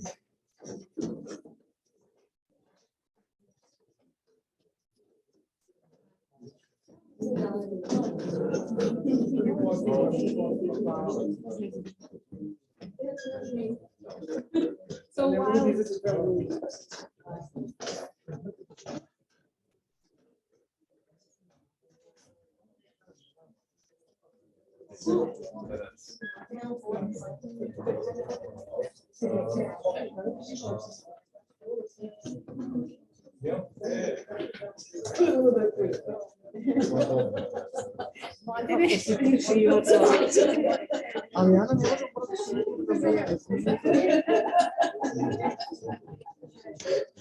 Ja se izvinjavam, znam šta čekamo, izvinite. Aleksandra?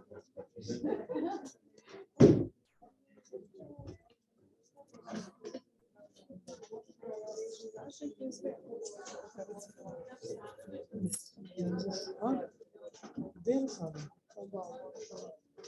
Sam slede i nastavnu prezentaciju. Ako već nisi.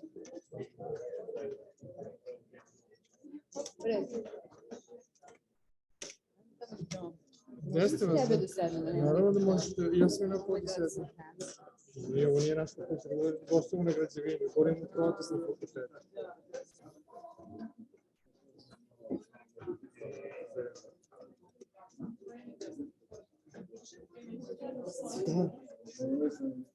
Ali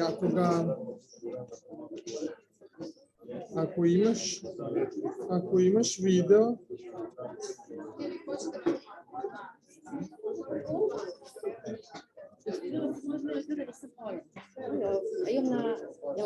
šalji mi Aleksandru, sve okej.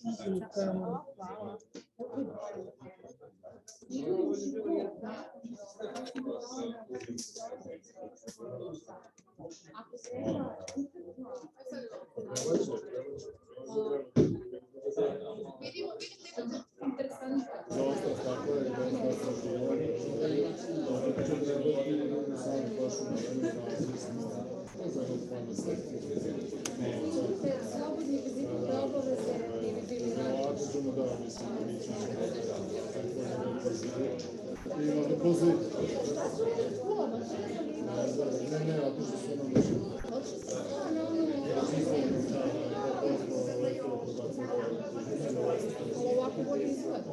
Ja ne znam da li što ste svi u kvadraturi. Ne, ništa malo je problem stresa, malo prevelik.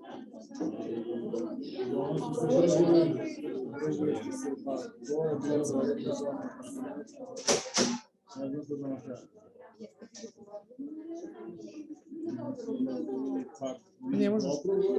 Mislim da ćemo da krenemo. Nećemo. To sve traje, jel da?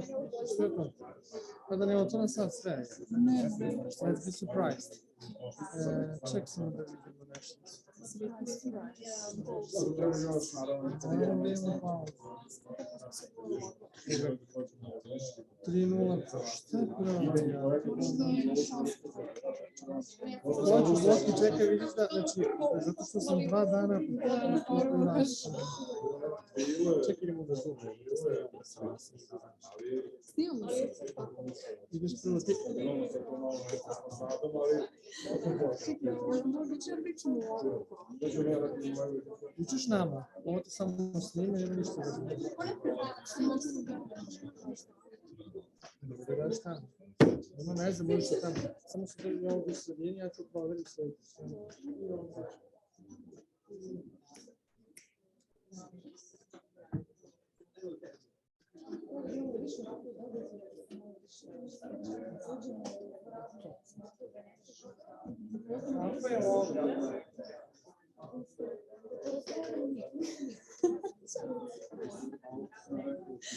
Obično su neku rakiju, nema. Pričamo suvo. Samo pogledam što radi. To je već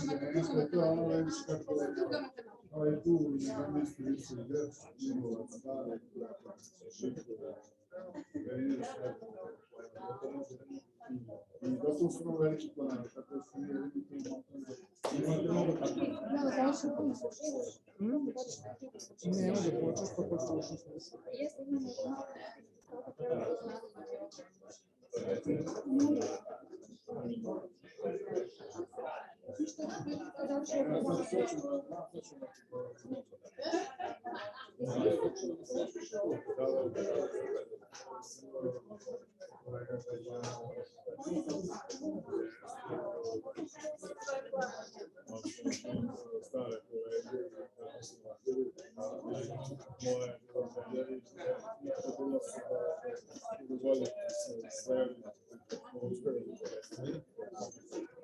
dobro je projekt, onda sad ja sam se trudila što sam videla na internetu. Gde je? Ne, vidiš kako? Sve kako je. Ne.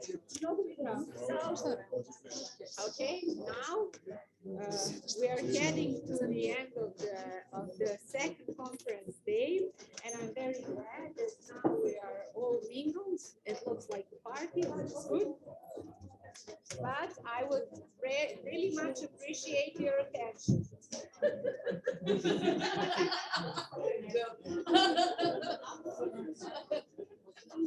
So we are approaching the last panel, session 4, user-centered design strategy, which I think we already have started with that with our previous presentations, but now we have 2 panelists, which I think you would all enjoy very much. The first one, Bojana Marković, is an architect and founder of TAC Studio. She graduated from the University of Belgrade Faculty of Architecture, where she also worked for a while as a teaching assistant. In 2013, she became a partner of Ured Studio and still occasionally collaborates with them today. In 2016, she established TAC. Some of her most notable projects are Impact Hub, co-working space, libraries for the Goethe Institute and Philological High School, German School in Belgrade King's Garden, and Book Fair Pavilion. Her work is characterized by its modularity and multifunctionality, both in interior design and architecture. For Impact Hub, she and her team developed modular tables that have since been used by companies such as Nordeus and Microsoft. She has won multiple awards, including the Leonardo, Minsk 2018, the Ranko Radović Salon of Architecture in Belgrade Award, German Design Award in Frankfurt, and many others. And the last panelist, but not least, architect Vesna Krizmanić, founder of Arhinova Architecture and Development. Through more than 20 years of professional work, she continuously participated and managed dozens of complex projects in various project cycles, from conceptual development to all phases of design and project management. The goal of her professional work is the creation of a better connected society through architecture, the professionalization of the work of the architectural profession in Serbia, and the creation of a quality workspace by applying the results of research into the transformation of modern workplace. So both of colleagues, welcome. I'm very glad to see you today. So please, the floor is yours.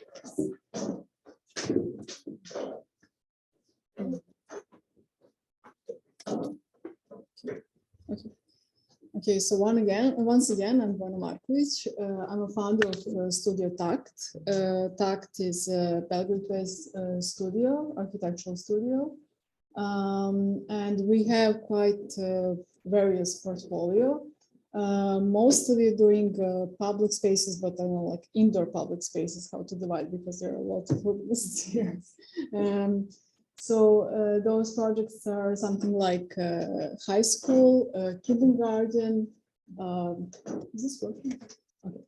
So philological high school, kindergarten, book fair pavilions, cultural centers as Goethe Institute or Cervantes, Spanish Cultural Center, also French Cultural Center, co-working spaces, offices.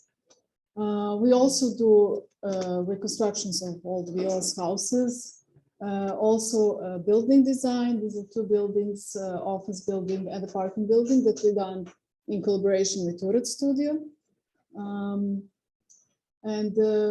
One quite important part of our work is a furniture design. This is like a kind of unique modular foldable, transformable furniture that is practical for today's multifunctional spaces. And this is kind of my personal, let's say, inspiration. We'll play with words, you will see. So this is something that is called desire paths in the park. Desire paths basically spontaneous paths that desire paths are basically spontaneous paths.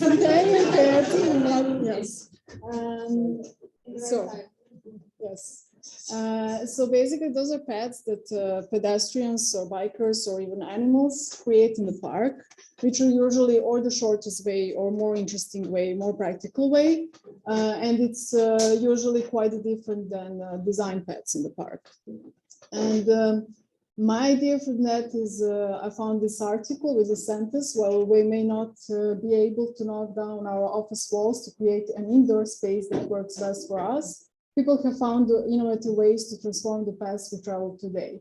But somehow I disagree with that, because I think that there are also examples of architecture that shows that we can have some kind of desire architecture. So one of the really famous examples, this is not just that, but it's also that. It's Alejandro Aravena social housing in Chile, which you sure all know. So On one side is a social housing, there's a budget related question, but also somehow it's the first phase of the project is basically this structure with the halls that provide future users to expand their space according to their needs and their budget. And this is how that looks at the end. So maybe it's not the best looking project because it's social housing, but still explains good how the users can have an impact on architecture, and that can be some kind of architectural desire paths in the park. So I will talk mostly about our very first project. It's not the first project that we've done as a studio, but it's the first completed project. It's a co-working space in Belgrade, which is located in an old building in a space that was Studio 10 Radio Belgrade for like almost 100 years. And then at some point they abandoned the space, and we had the opportunity in 2040 to rent it and to do the co-working space. So these are a few photos just to see how the space looks like. So we tried to preserve as much as we could of old elements, such as these wooden panels or this old fence, or of course the structure itself. But we also implemented new elements because some elements were really bad shape, and we had to change those and to make it in a co-working space. But something that is really important for us as a studio in this project, we somehow came to those let's say keywords that were somehow our practice in that project, but also guidelines for our future projects. So that space can be co-designed, multifunctional, transformable, modular, to be done in phases, perfectly if we can be users also. And for me, somehow that's everything, something that I define as desire architecture, even if that term does not exist at all. So this is a co-design process.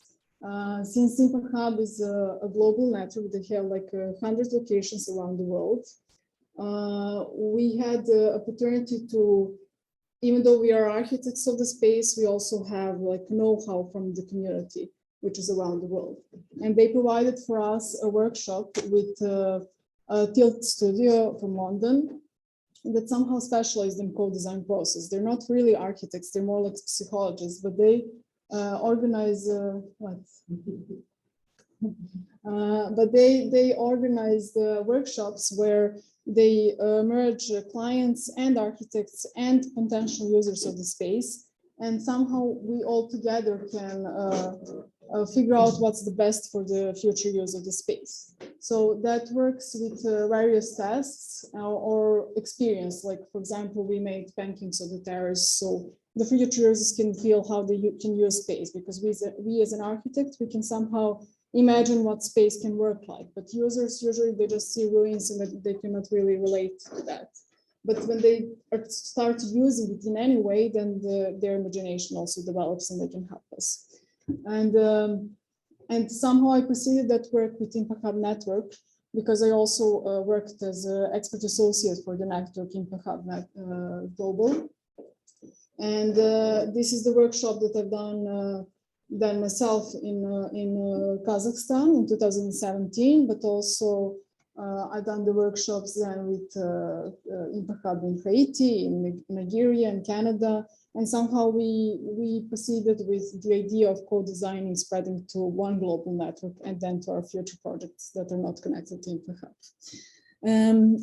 Other keywords, which is basically 3 keywords that I mentioned. So I connect those. That's being modular, transformable, or multifunctional.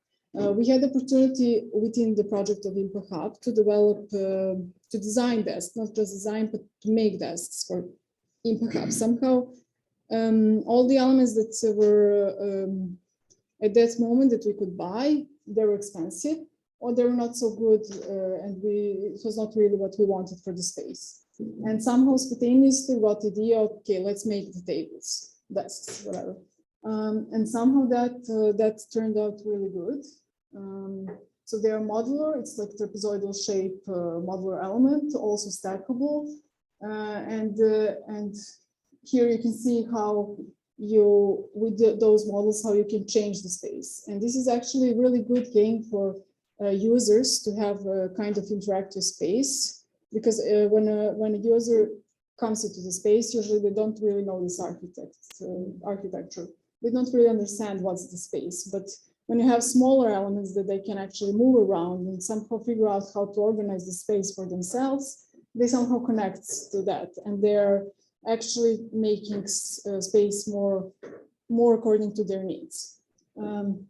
This is also like a good business card for us because from this space, literally, from this project, somehow we got really a lot of orders of our desks, but not just orders of like a quantity of the desk, but somehow people were had urge to invest in us experimenting further, like developing the elements. So we made different colors, different materials for different type of use. Then other elements like this rotating desk that we made for Goethe Institute, or later on this modular multifunction element, which is stool and shelf and table and auditorium and everything, literally everything, because we can vertically connect them, not just horizontally like a puzzle. And also one more thing that was really important for us in InfoHub Belgrade project, that we had the support from the client that we can do project in phases, because it's more than 500 square meters of office space, and they were not really sure how many users they will have, what will happen with the space. But also we had an agreement that we become users of the space. So our office was there for 5 years, and still in some other arrangement we are there.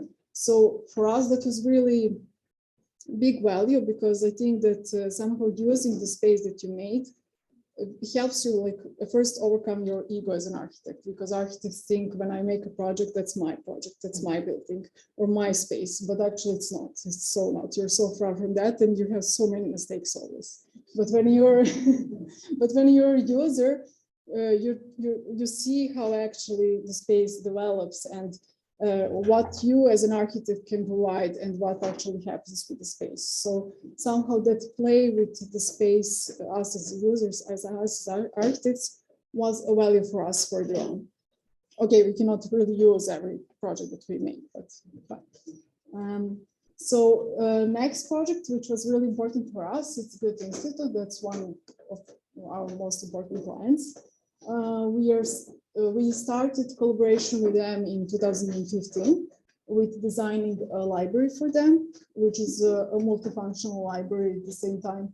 It's a library, it's a multimedia room, it's a gallery now also. And somehow they supported our idea of developing further our modular elements, doing in phases. They even gave us a scholarship to learn Deutsch. so we also become kind of users of the space. And we haven't learned German because it's too difficult, but fine. We tried. So it was somehow a good next project from the InfoHub, because it's also global network. It's a little bit different network.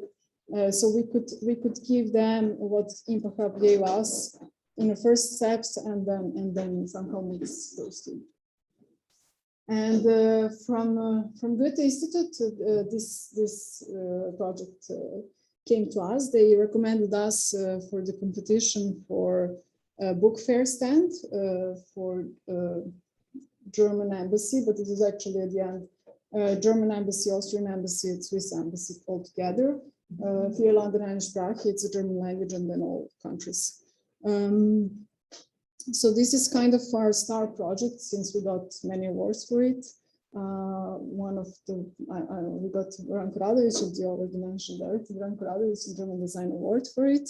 But why this project is actually important for us also, because this is the first time that we could use those modular elements, not just to be like pieces of furniture, which happened until then. So we have a shell, it's a space.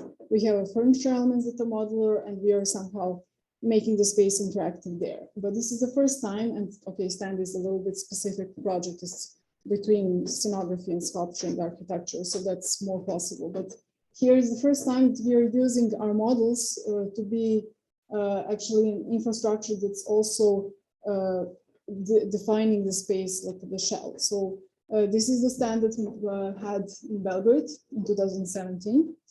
And then this is the way that the models can be used to define completely different space.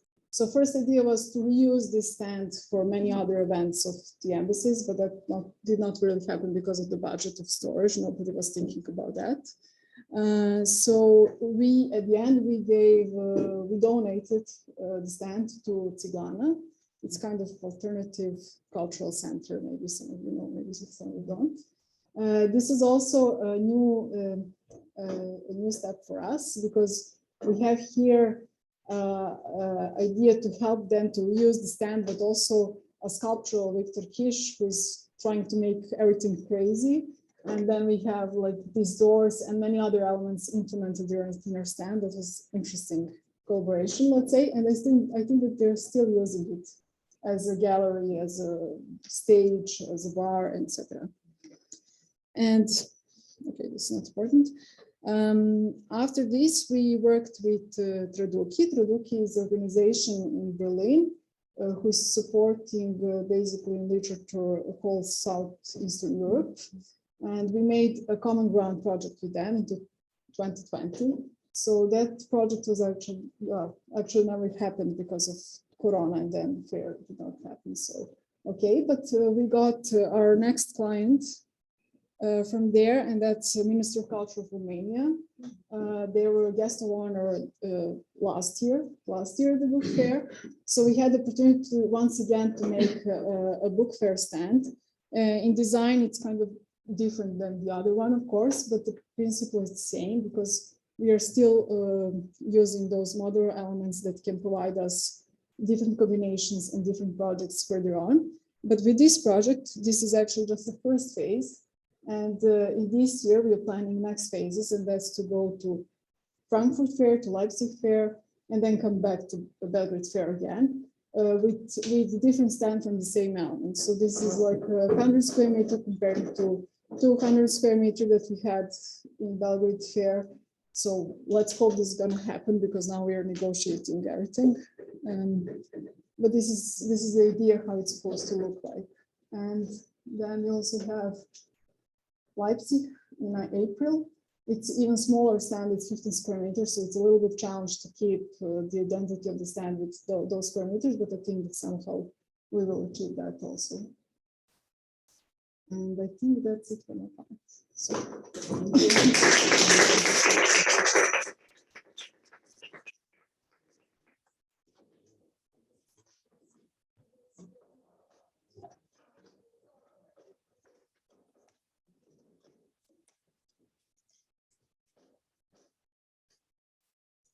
Yes.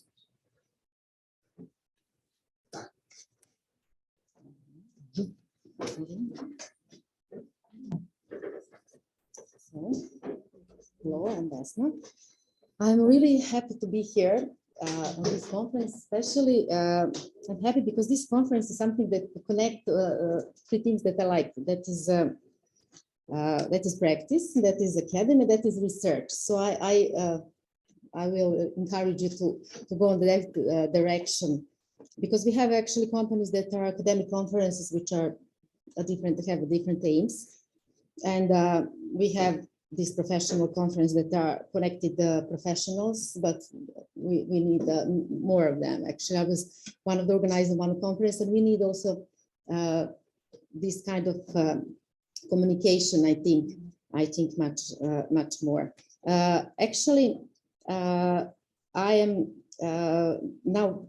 My experience is focused on big scale project, but now, the last few years, I'm mostly focused on new workplace concepts, meaning in a way of workplace design and the flows that are happening in workplaces and workspaces. Technically, that is design and development and consulting and project management, projects, and actually something that connect also research and final product as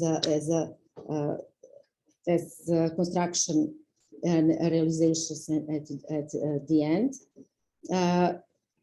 what is actually questions, what are questions, what I want to open today. That is some questions which are part of holistic workplace and office design. This presentation is a little different than the previous one because it connects also and theory and practice. Actually, I want, as I understand in this conference, because we want to make some open questions to students also, I have some suggestions that was actually the aim of this presentation, because there are some niches in our profession that are not covered. I think there are some options for students to be involved in that. Not only students, architects actually, that are the parts of designing in offices that are covered by financial specialists, not architects. I think there is a part of the space. So one of the questions is why office buildings can be leaders and are leaders in a eco-built environment in Serbia. What are new concepts of workplace design?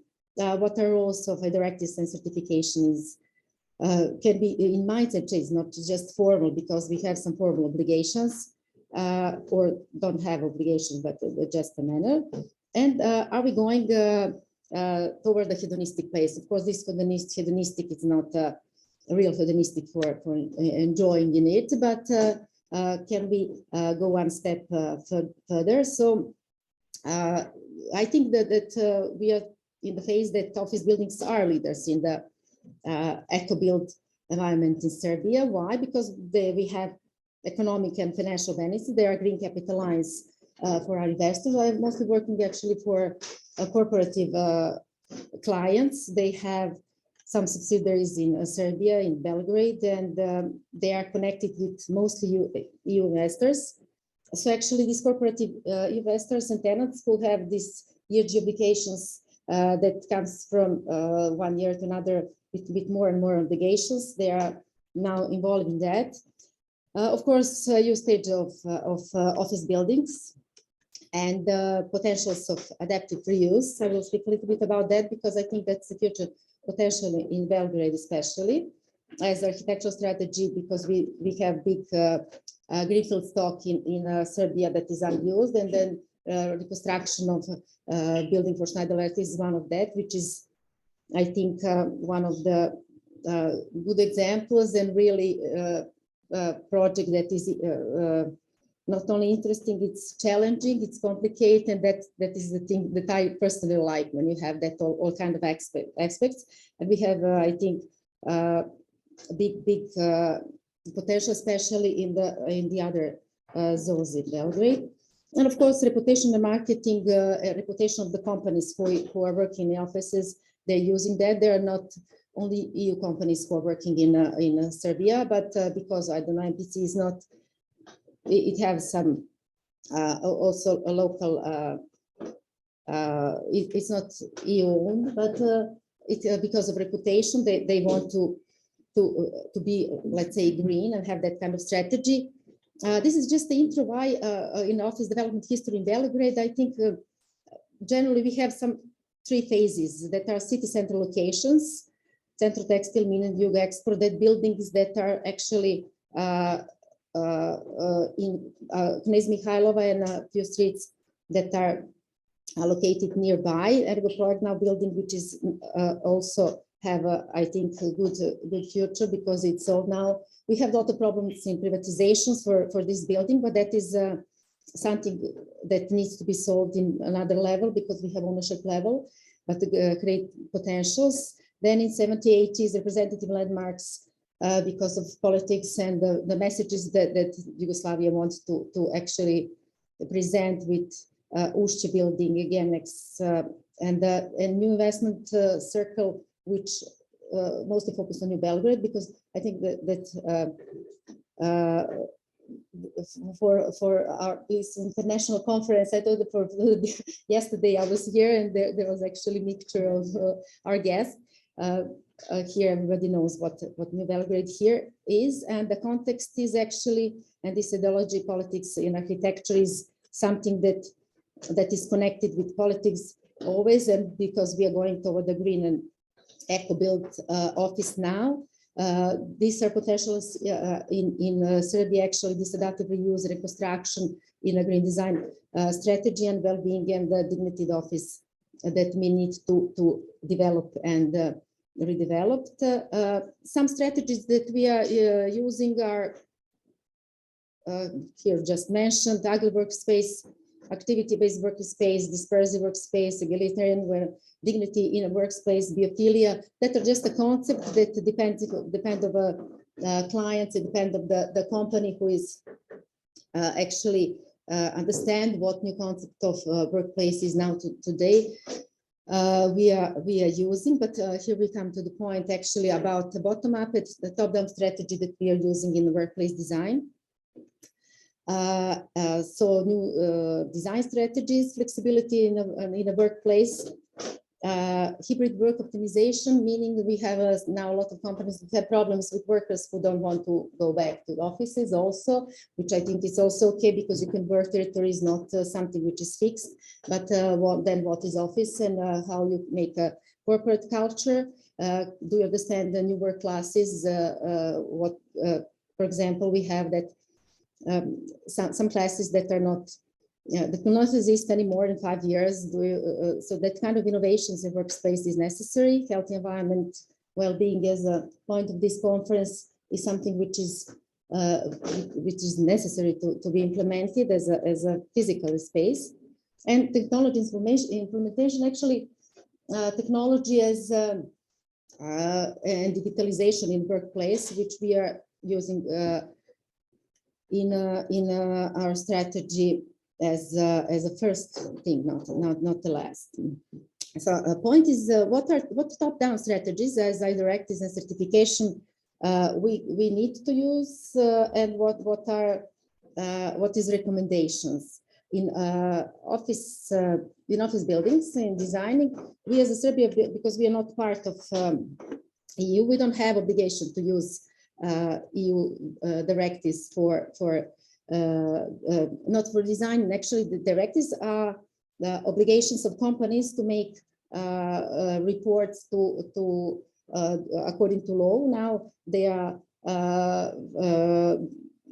from last month 4,000 more. 4 times more companies that needs to be who are covered, but because we are not in EU, it's actually only companies who are connected with supply chain need to make their reports. Companies that I'm working with all are doing that kind of reports. That reports are doing by mostly some civil engineers, some people from finance and from accounting department, which I think it's not good. And that is my point, that a lot of architects, I think, needs to be much more involved in ESG. What are just these terms? Corporate social responsibility, actually, that is management concept that is used. Somebody said that ESG is now changing this ESG as an environmental social governance for offices as a social in workplaces is important. And in Serbian law, there is only a non-financial report from last year, which happened as a formal thing. As I speak with a lot of companies who are working that are doing that is part of this yearly financial report that every accountant do for the company, but that is done by accountant or by people from finance. And I think if architects get involved in the first phases, not only in design, but in the part of that is crucially change the company's perspective, the changes can be much bigger and better. Now we don't have that configuration. We're going step by step as a Serbia. Of course, green certifications that are obligated, that are not obligations, but actually that are controlling energy efficiency, using not only as a marketing strategy, but it is something that it's quite often in all office buildings. Now we have this insensitive also proposal in new law that for decreasing tax for every building that have also certification, green certification, which I think is good, but everything is going toward that direction. And also some indoor environment certifications like well certification, PTEL certification, that are connected with light, air, water. So these are actually top-down strategy that companies are used for office and new strategy workplace design. So when we cross these top-down and bottom-up strategies, our clients are getting more and more, let's say, be spoiled. They have big requirements regarding their workplaces. I will not focus on each specific cases, but if we have these environmental benefits, social benefits in this holistic approach of workplace design, point is, do we have this hedonistic workplace in the future? Maybe that will not be place, maybe that will be some kind of virtual space also, but it's also, the point is that the benefits will be social, benefits will be as for people and for users. That is actually the point. This is layout for medical offices in serious offices. I will just present one of the project. First is zoning, the traditional offices, flex work, individual work, lounge zones, offices. These are 3D models. These are photos of a place that is in use right now. So different type of places and different strategies and workplace. Also. What I want to just actually point out that this holistic approach, of course, needs to implement all these change factors, technology and virtual work, new work classes and concept. But the point is that the developers and tenants are implementing ESG and certification. So we need to use that to have the top-down strategy as our advantage, and to be not ESG, not to be formal, but to be a changing factor, actually change of mindset or the flexible and environmental based design. So in the first phase of design, to have that concept, which is completely oriented to environmental and eco using materials, concept, lights in an office space will be actually help us in a new eco thinking about workspace. So that's it for now.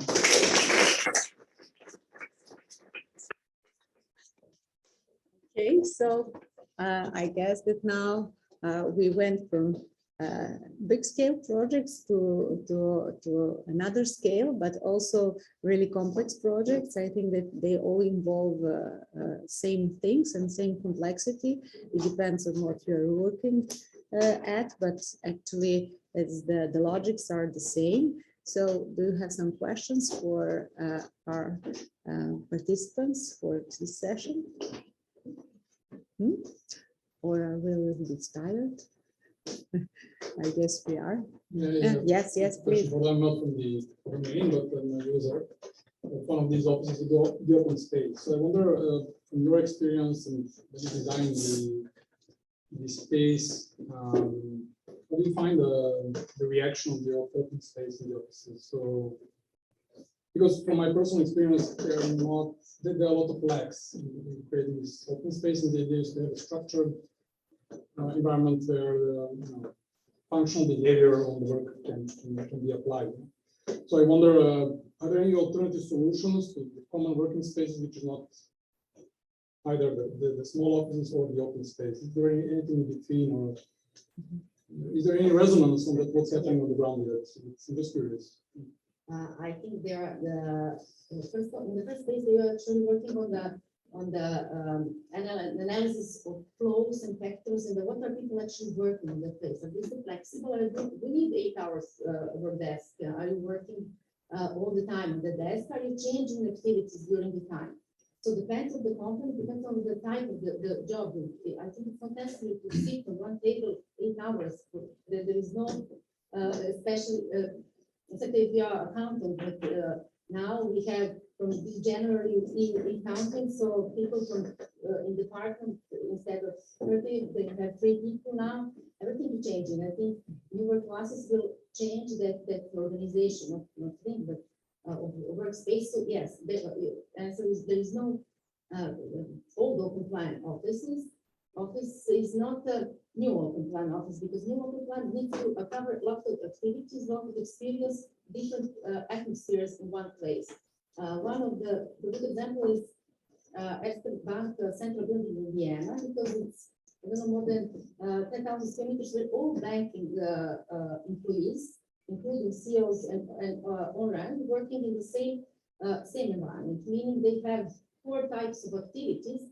Activities meaning quiet area, semi-quiet area, different types of environment they need for their job, because they don't need 8 hours or 5, or maybe they work in 3 days per week, first of all.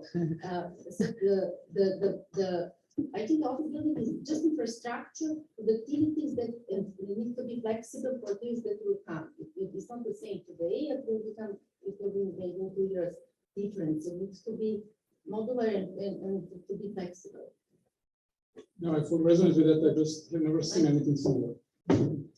In the concrete solution. So it's always you have desks, you have open space, and people are sitting there. We have some small rooms where you can have meetings or like the silent spaces. But the structure is quite rigid. That's if I'm fully with you with this idea. I just like to see an example of that in practice. It should be quite interesting and useful. There are a lot of examples now. It will be, I think, More. future more and more, because I think it's additional type of work. It's all is that actually, because it's not it's not according to some the human needs also. It's not human. It's not natural. But that also depends on what kind of society we live. If you want to be controlled by your chief, and not you want, but if somebody wants to be, don't have that dignity in work, and to have freedom and transparency in work, so it's about trust also. But when you make a society which is on that principle, I don't know if you understand, then it's not necessary to be on the desk and to sit there and to be, because the point is to finish your work, but it's not point to be. I think that we have to be educated from really, young age.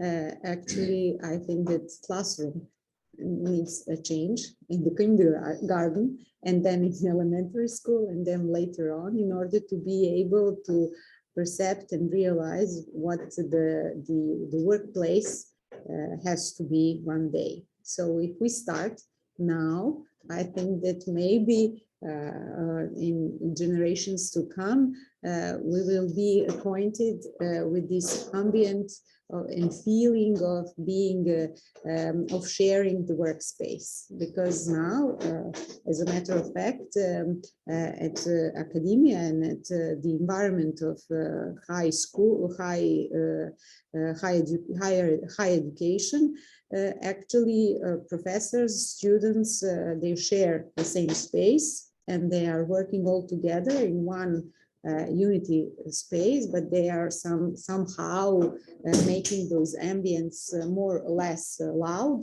more or less enlightened, more or less, like scattered and dispersed all over the place, but they share actually the same desk, which is not in our culture, not yet.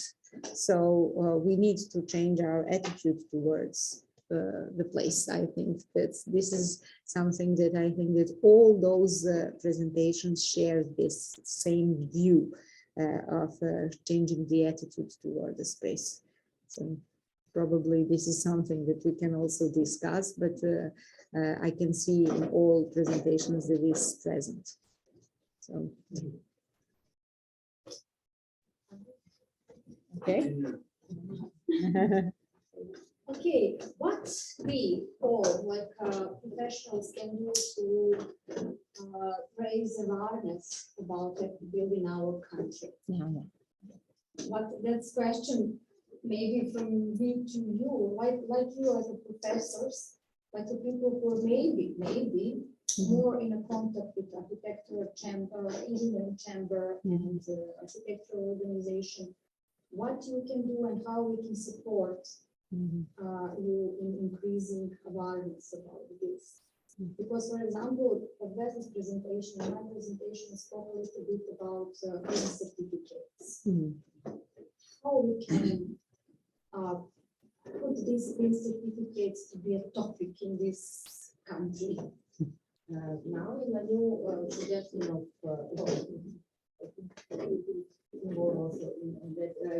there is a construction is a changing, and the one of the suggestion is that 10% discount for land tax, which is huge amount. For example, for building of 10,000 square meters in Belgrade, it's 2,200 maybe euros for discount. If it building has a green certificate, so that is something that they are trying to be with the Green Council really in the so that the financial, just a financial, it's a financial issue. Yes, but architects and we people from the industry, how we together you can put something in the project and let's together try to defend this in front of investors, because investors want to do it as cheap as possible. But just if we are somehow together, we can protect them. Not okay, government will do something maybe with the law, but can we do something in our circle? Can I answer? Yes. Marie? Yesterday I was buying another set, asking myself, does architects exist? I'm third generation of architects. My last big job at the university was translating the Euro codes. And after that, I did architecture. Those kinds of legislations are big breaks, in my opinion. It's too much work, too much energy. Only thing we can do is educate small children. In language schools, in kindergartens, in secondary schools. They are too old. No. No. But awareness. Awareness is the teaching. When you start in the kindergarten, that's the point. We must start in the kindergarten with small projects, with I don't know, some kind of, I don't know, small workshops, and during the primary schools and go down, because that's the main thing to get best students in the future, and the big awareness in the country public, because those things like legislations are not our way. If we complicate it, it's too much energy. It's Maria is in the right because she wants to deal with something. We must do it, not asking questions, just do the project. It's nice, but you know, it's not possible. Yeah, okay. But let's together try to make small steps, you know. This is the project that will try to. For us, Yeah. from our investors. I'm speaking about, I'm looking now in the owners of big architectural bureaus who are here. Put in every project something small, you know, to make a step. But I think that they all do that. Yes, yes, yes, yes, yes. some interest for investors to invest in ECOBUILT. That is important. Let's see them with another name. If you say this is eco, sell this as like something else. Name. Yes, but these certificates will help to bring the new generation of investors, I think. They, first of all, they will be obliged, and then there will be another mindset. So, you know, yes, it's okay.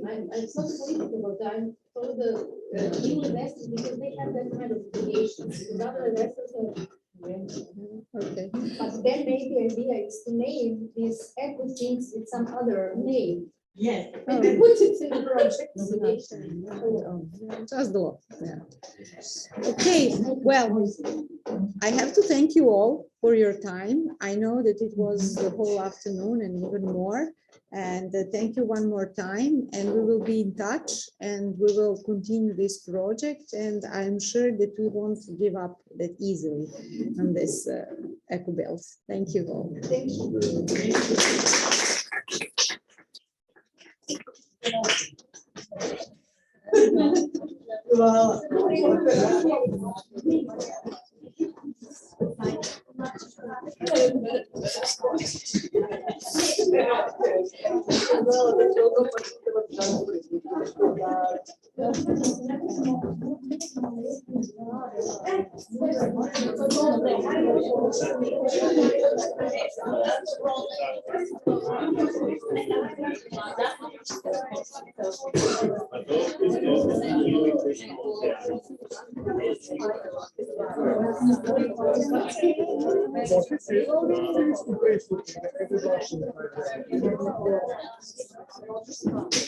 Je bilo, ma evo.